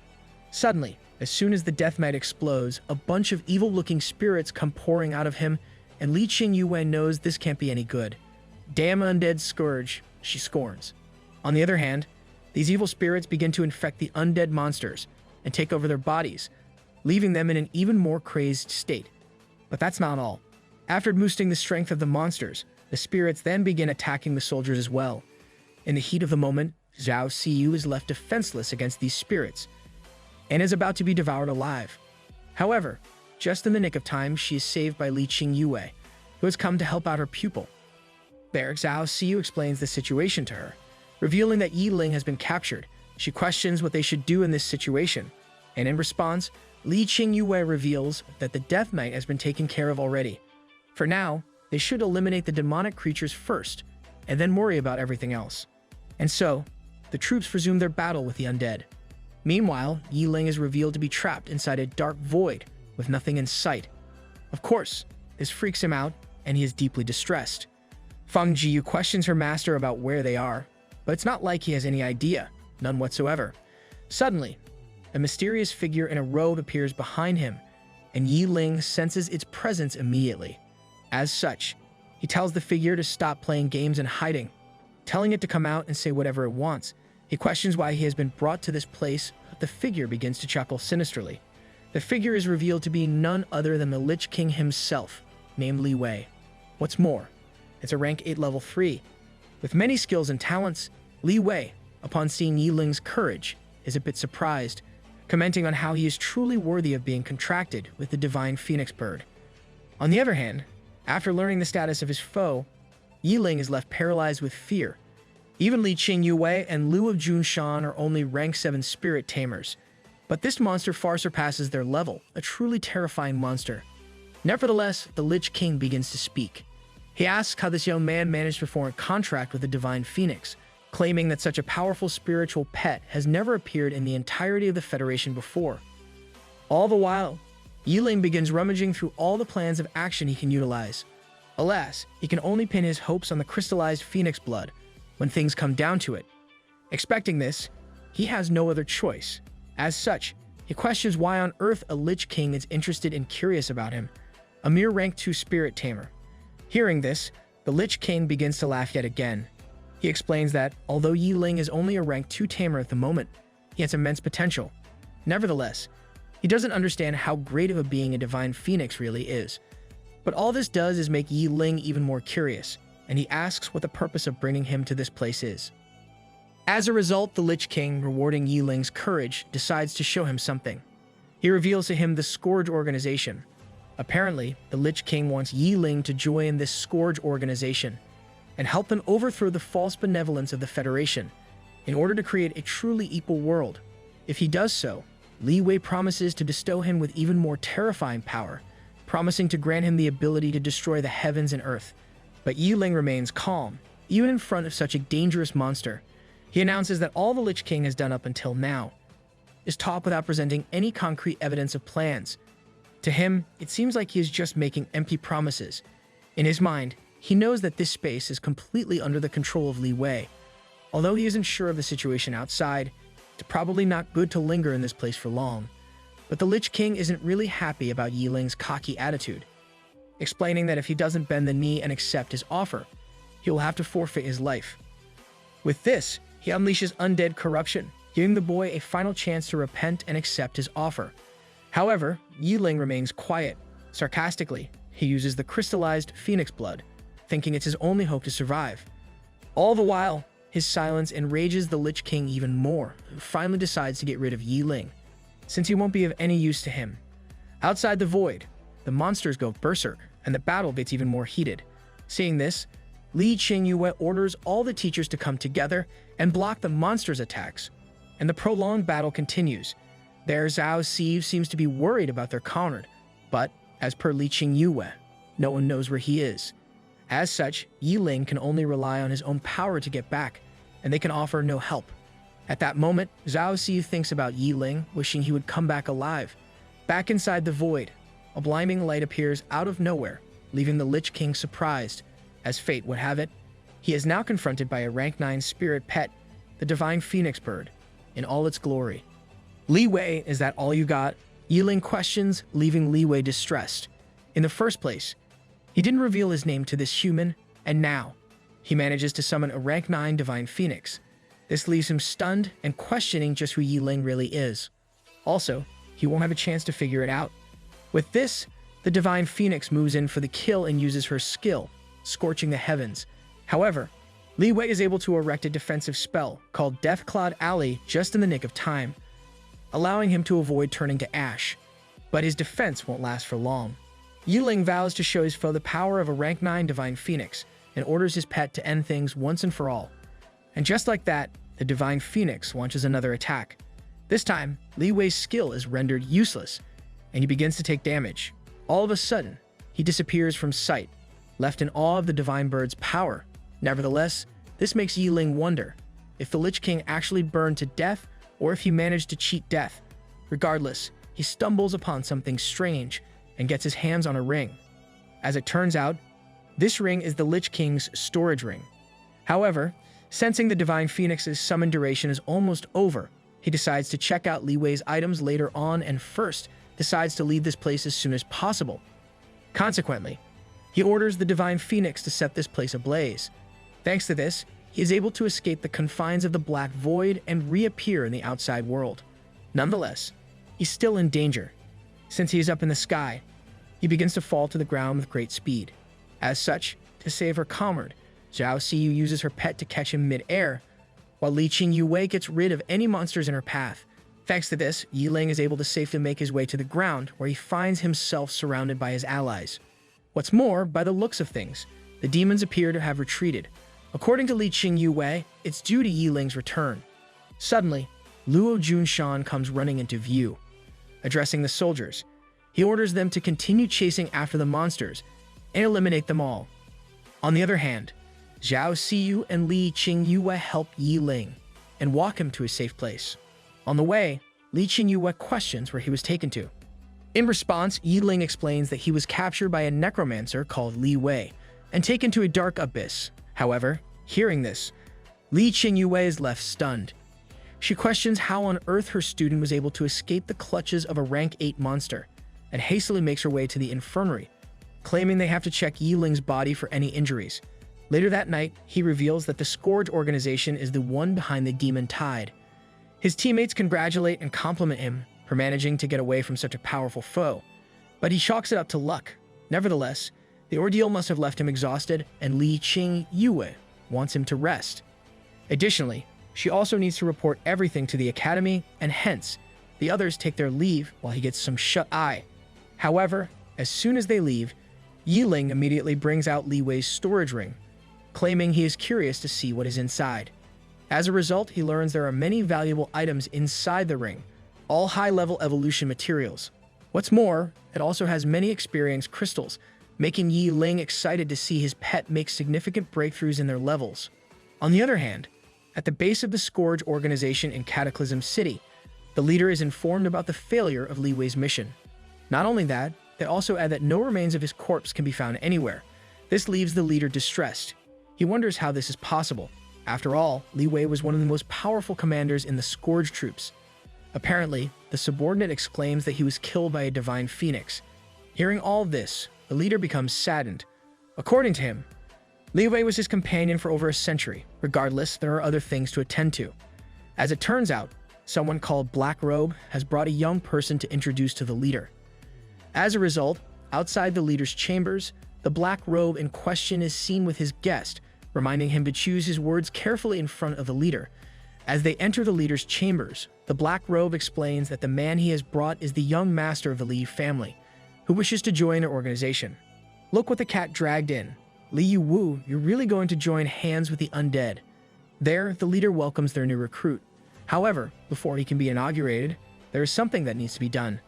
The leader announces that every person who joins the Cataclysm organization must pay a price. Out of nowhere, spirit snakes appear in front of Li Wu and enter his body, making him endure agonizing pain. As per the leader, this is the price of joining his group. As long as Li Wu remains loyal, he will get endless power. But if he betrays them, he will be condemned to eternal damnation. Meanwhile, Yi Ling is still checking out all the items. There he finds a life-saving ring which can withstand a fatal attack, basically giving the user another life. Although it can only be used once a month, it's like having an extra life. Not a bad trade-off if you ask me. He even stumbles upon a shape-shifting card, which has the power to transform a target into human form, allowing the target to freely switch between both forms. Seeing this, Yi Ling gets excited and calls out Feng Jiyu, asking if she wants to have a human body. Obviously, Feng Jiyu has a tough time believing this is possible, but her master is no liar.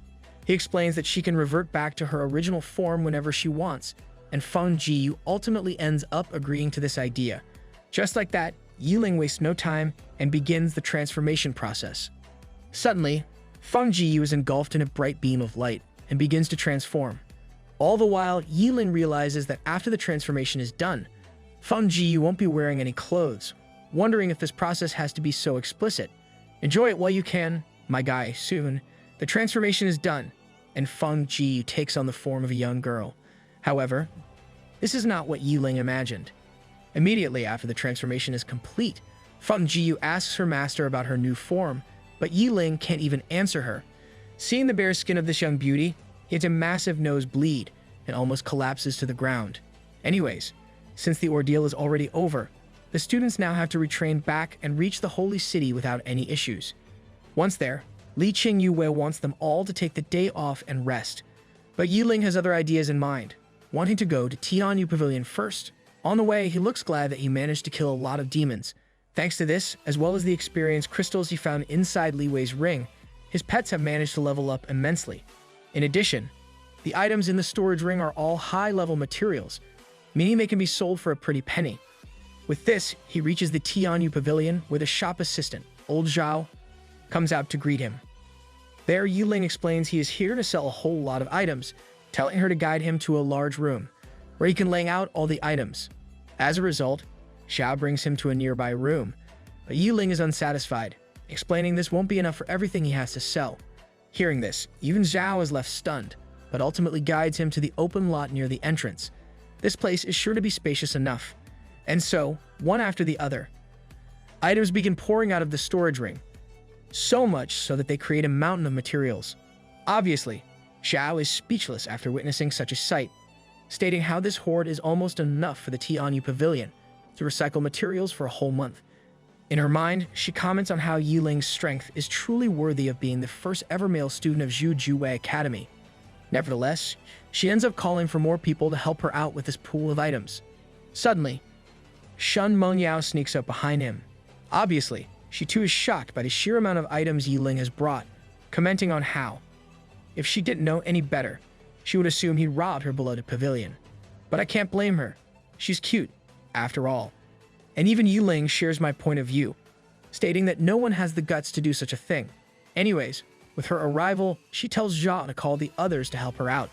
She wants the items to be counted as soon as possible, since she has to go to an auction later, and Zhao gets right onto it. On the other hand, hearing the word auction, Yiling's curiosity is piqued. He asks if he can accompany his senpai to the auction. But of course, she has nothing to gain from this. As such, to sweeten the deal, Yiling promises to give her a secret potion.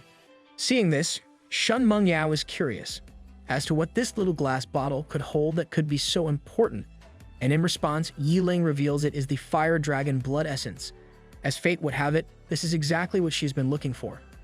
Out of excitement, she hugs Yiling tightly, pressing his head into her gigantic bobas, leaving him with a sensation he had yet to ever feel. All the while, Zhao is taken aback by her employer's actions and books it out of there, too embarrassed to continue watching. However, Shun Mengyao stops her, asking her to verify that this is indeed the Fire Dragon's blood essence, and Zhao immediately goes to do so. Meanwhile, Shun Mengyao, glad to receive this item, tells Yiling to come to her anytime he wants, promising to cover his next item's costs. As a result, Yiling wants to head to the Spirit Pet Egg section in order to get one for himself. Consequently, she leads him to the pavilion's collection, boasting of the fact that they have over 10,000 eggs to choose from. With this, the two of them eventually reach the egg section, and Shun Mengyao explains that all the eggs have their relevant information and prices listed. As thanks for the blood essence, she decides to give him a 40% discount on any egg he likes, and Yiling immediately begins searching for a suitable one. However, no matter how much he searches, it is to no avail. Although there are many rare pets in this facility, they don't seem to be the ones he is looking for. Just then, Zhao comes rushing into the room. Apparently, she has verified that his vial really is the Fire Dragon Blood Essence, making Shun Mengyao even happier. Unable to control herself, she once again hugs Yiling, caressing his head and commenting on how much she loves him. However, like the healthy young boy he is, so much skinship is, well, excessive, and he begins to have yet another massive nosebleed. Anyway, she then asks if he has managed to find the spirit egg he wants, but Yiling states these eggs aren't suitable for him, and there isn't anything here he likes. Hearing this, she then comes up with another solution. She promises to take him to the auction later, telling him to try his luck there, and Yiling agrees. Later that day, Shun Mengyao then accompanies him to the auction house. On the way, she tells him that there are sure to be some rare and awesome things up for grabs. However, she warns him not to get his hopes too high, since the items that appear here tend to be on the expensive side. Elites and their antics, am I right? And Yiling tells her not to worry. After all, he only has a limited budget, so he can only pick up items that are on a bargain. As such, she then takes him to her private room upstairs. Eventually, it is almost time for the show to begin, and she orders Yiling to sit down anywhere he likes. Zhao is also seen to be present there and reveals that, on today's list, a very special spirit pet is on the auction list. Even though the details weren't mentioned properly, most of the people gathered today are aiming for that pet egg. This piques Yiling's curiosity, who decides to be a part of the rare race. Soon, the auction finally begins and the auctioneer, Ling Long, heads up to the stage and welcomes her guests. Moreover, she then brings out the first item of the auction, a scarlet blood flower. Apparently, using this, the spirit pet can gain certain fire resistance, as well as the ability to control the fire element. With this, she begins the auction with a starting price of 1 million federal points. All the while, Yiling uses his Eye of Truth to look up the information on this item. But no matter how much he learns, the only conclusion he can come to is that the auction is way too overpriced. I mean, it's a good item and all, but 1 million points aren't anything to joke about. Nevertheless, unlike him, the others present at the auction are not broke. One after the other, the buyers bid on the item, and the prices reach 110.5 million in the blink of an eye. Seeing this, Yiling is unable to believe his ears. He asks Shun Mengyao what this material is so expensive for, and, in response, she explains the supply and demand rule. In addition, she reveals that some people in the crowd are also here just to deliberately raise the price, telling him to just wait and see. Regardless, the first item is sold to the highest bidder, and Ling Long brings out the next item, a mysterious spirit egg. As per her, the egg could not be appraised, and they couldn't even find any record of such an egg in the referral database. As a result, she starts the bid with 3 million points, but no one seems to be interested. The crowd gossips with each other, commenting on how there is little to no information about it. The fact is, the item could be amazing or it could be trash, and no one wants to be out 3 million on a silly bet. Of course, the egg looks to be of good quality with a white jade shell, but they all fear a big loss if the spirit pet inside happens to be a weakling. But, to everyone's surprise, there's actually someone ready to pay, that someone being Yiling, who bids the 3 million without hesitation. Of course, the crowd is shocked, but they all think this is the stupidest decision they have ever seen. Apparently, they think Tianyu Pavilion has bought their own item, to make sure no item is unsold, ensuring they don't become a laughing stock. Nevertheless, since no one else wants to chime in, the egg is sold to Yiling. Up in the private room, Shun Mengyao questions what on earth her junior is thinking. He didn't like any of the pets they had available, but is now choosing to buy an egg with no prior information. In response, Yiling teases her, remarking on how happy he is that she is worried about him. This comment makes Shun Mengyao blush, and trying to hide her embarrassment, she looks away. But little does she know, our boy is no idiot. In reality, he has already checked out the egg's stats using his Eye of Truth and appraised its worth. With this, Ling Long moves on to the next item, which is revealed to be an Ice Sea Pearl. According to her, not only does the Ice Sea Pearl look exceptionally beautiful, but it also has a very powerful ability to summon a rank 8 level 5 magic beast, called the Ice Beast. For this highly sought-after item, the bidding starts at a whopping 20 million Federation points. Seeing this, Yiling has to take a look at the capabilities of this Ice Pearl, and uses his Eye of Truth to find out it can be used a total of 9 times, with only a 24-hour cooldown. In addition, it can help the user fight off some mental attacks, while maintaining mental clarity under such circumstances. If you ask me, it's better than Yiling's crystallized phoenix blood. Consequently, Shun Mengyao asks Yiling's thoughts on this item, but he deems it to be too flashy and impractical. Basically, it's not worth it. But the crowd doesn't seem to think the same. One after the other, everyone begins to bid on the item, and in a split second, the bids reach upwards of 35 million. Suddenly, a big shot decides to chime in.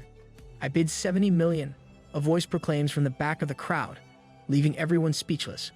Obviously, they all wonder who on earth this man could be, and how rich he needs to be in order to spend such an exorbitant amount on the Ice Pearl. However, Shun Mengyao, after hearing this voice, gets annoyed. She realizes it must be Sun Hao, and calls him a good-for-nothing, who only uses his family's name and influence to show off. Typical spoiled young master. Furious, she wants to leave now, since the auction has come to an end, and Yiling agrees to do the same. After all, he has to go and pick up his spirit pet egg. Inside his mind, she comments on how Shun Mengyao seems to have a distaste for Sun Hao. As they both prepare to leave their private box, Sun Hao himself comes up to greet Shun Mengyao. Of course, she hates his guts and questions what he is doing here, especially when he wasn't even invited. In response, Sun Hao reveals he is here to give her a gift, aka the Ice Sea Pearl, which is worth 70 million. But seeing her with a scrawny kid, he gets enraged. He immediately asks who this guy is, questioning what sort of relationship they have together. Nonetheless, it's none of his concern. Shun Mengyao shuts him down, claiming she doesn't need his permission to spend time with someone and can hang out with whoever she wants to. As such, Sun Hao turns his fangs towards Yiling, asking who he thinks he is. He is furious at the fact he is with Shun Mengyao and tells him to go away, unless he wants his legs to be broken. Little does he know, our boy loves trouble. In response, Yi Ling tells Sun how to calm down, stating anger won't solve anything. Still, Shun Mengyao just wants to get out of this situation and tries to take Yi Ling with her. However, he has other plans in mind. He realizes Shun Mengyao is always being pestered by this scumbag and announces that if she wants to change the situation, she should cooperate with him. Out of nowhere, he grabs her, brings her closer, and gives her a kiss. Seeing this, Sun Hao is left red with rage. "How dare you kiss my Mengyao?" he exclaims. "Such an act deserves death," and he orders his bodyguards to attack Yi Ling immediately. There, Yi Ling finds himself pitted against 2 rank, 5 tamers and 1 rank, 7 tamer, commenting on how Sun Hao has such powerful bodyguards. But Shun Mengyao intervenes. She reminds Sun Hao that this is the territory of the Shun family, ordering them not to cause a ruckus here. Even Sun Hao's bodyguards feel the same way. One of his closest aides reminds him he cannot handle things in this place, and as a result, he decides to leave. Throwing the Ice Sea Pearl on the ground before doing so, on his way out, he orders his guard to find out who this kid is and learns that he is Yi Ling, the only male enrolled in Zhu Juwei Academy, and the only person in the entire Federation to have a contract with the Divine Phoenix. Also, Sun Hao doesn't care a single bit about his enemy's achievements. He simply wants Yi Ling dead, no matter what the cost. On the other hand, according to Yi Ling, that guy will never bother Shun Mengyao again, but she looks embarrassed as all heck, trying to create some distance. Even Zhao is left embarrassed and runs out of the room. Inside Shun Mengyao's mind, she reveals this was her first kiss and becomes flustered, turning red like a beet. Wanting to hide her embarrassment, she too flees the scene, leaving Yi Ling surprised that this young lady has shy moments too. "Bro, you just kissed her. Of course, she's gonna be shy." Later that day, Yi Ling returns to his dorm, where he calls out his pets to show off the new egg he has bought. There, Feng Ji seems to be a bit jealous, commenting on how her master has found a new favorite, but that's not the case. As per Yi Ling, she should be happy that they will have a new friend. Nevertheless, he cannot wait to reveal his new pet. Witness the miracle, he announces as he makes contact with the egg. Suddenly, it starts to hatch, and out comes a cute, adorable spirit fox. As it turns out, this is a 3-tailed spirit fox. Finding the little guy adorable, Yi Ling moves in to pet the spirit fox, and in response, the fox jumps on his shoulder. However, this makes Feng Jiyu very jealous. She claims that Yi Ling's shoulder is her spot, but her master tells her not to be so petty, especially now that she has taken on a human form. But all this does is trigger Feng Jiyu even more. Regardless, Yi Ling now wants to think of a name for the 3-tailed fox, but Feng Jiyu has no interest and suggests a tacky name. Obviously, Yi Ling is against it and tries to find a cute name for his new pet, ultimately deciding on Bai Lin, which the fox also seems to like. In addition, he also decides to level up Bai Lin using the experience crystals he has handy. On the other hand, at the Tianyu Pavilion, Shun Mengyao tells her father, Shun Feiyun, about what happened earlier, and he finds it hilarious. He's glad that his daughter can stand up for herself, and even compliments Yi Ling, commenting on how he seems like a guy with many good points. However, when he mentions Yi Ling, Shun Mengyao's face becomes red as a beet after she recalls what happened. And being her father, Feiyun notices this immediately. Of course, she tries to hide her flustered face, but it's of no use, and her father asks if she has a crush on Yi Ling. Hearing this, she becomes even more embarrassed and escapes to her room. All the while, Feiyun takes a keen interest in the young man, who was able to make a woman of his daughter, claiming he wants to meet him whenever he gets a chance to do so.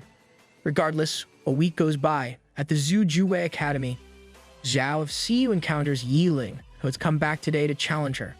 Hearing these words of provocation, the students begin gathering to see the fight. Also, why on earth are there guys here? Wasn't this supposed to be an all-girls school? Did the author mess up, wasting no time witnessing the battle for the #1 spot? The crowd grows larger by the second and gossips with each other, wondering who will emerge victorious from the two. More or less, Zhao Siyu is the favorite. After all, she has been the #1 in the 2nd grade for a while now. Nonetheless, Yi Ling and Zhao Siyu are raring to go. Siyu calls 2 of her spirit pets, Gale Dragon and Diamond Ape, deciding to go all out from the start. The fact is, she knows Yi Ling's true strength and hence can't afford to go easy on him. As a result, Yiling also calls out Shuiyu, but refuses to bring out Feng Jiyu as well. This enrages Zhao Siyu, who thinks she's being taken lightly. She tells her opponent to bring out his divine phoenix as well, questioning if he is looking down on her. But Yiling tells her not to worry and to bring it on. And so, Siyu moves in to deal with this arrogant guy and orders both her pets to charge in. As such, both pets try to aim directly for Yiling, knowing ending him will bring the battle to an end. Also, it won't be so easy. He manages to evade the incoming blows and hides behind Shuiyu for cover. Moreover, Yiling tells her to use her new skill, Death Gaze, and she heeds her master's command. Jumping up in the air, she closes in on the approaching diamond ape and uses her skill, slowing him down significantly. Seeing this, Siyu is left stunned. She is confused and wonders what is going on, but Shuiyu keeps up the pressure and goes on the offensive.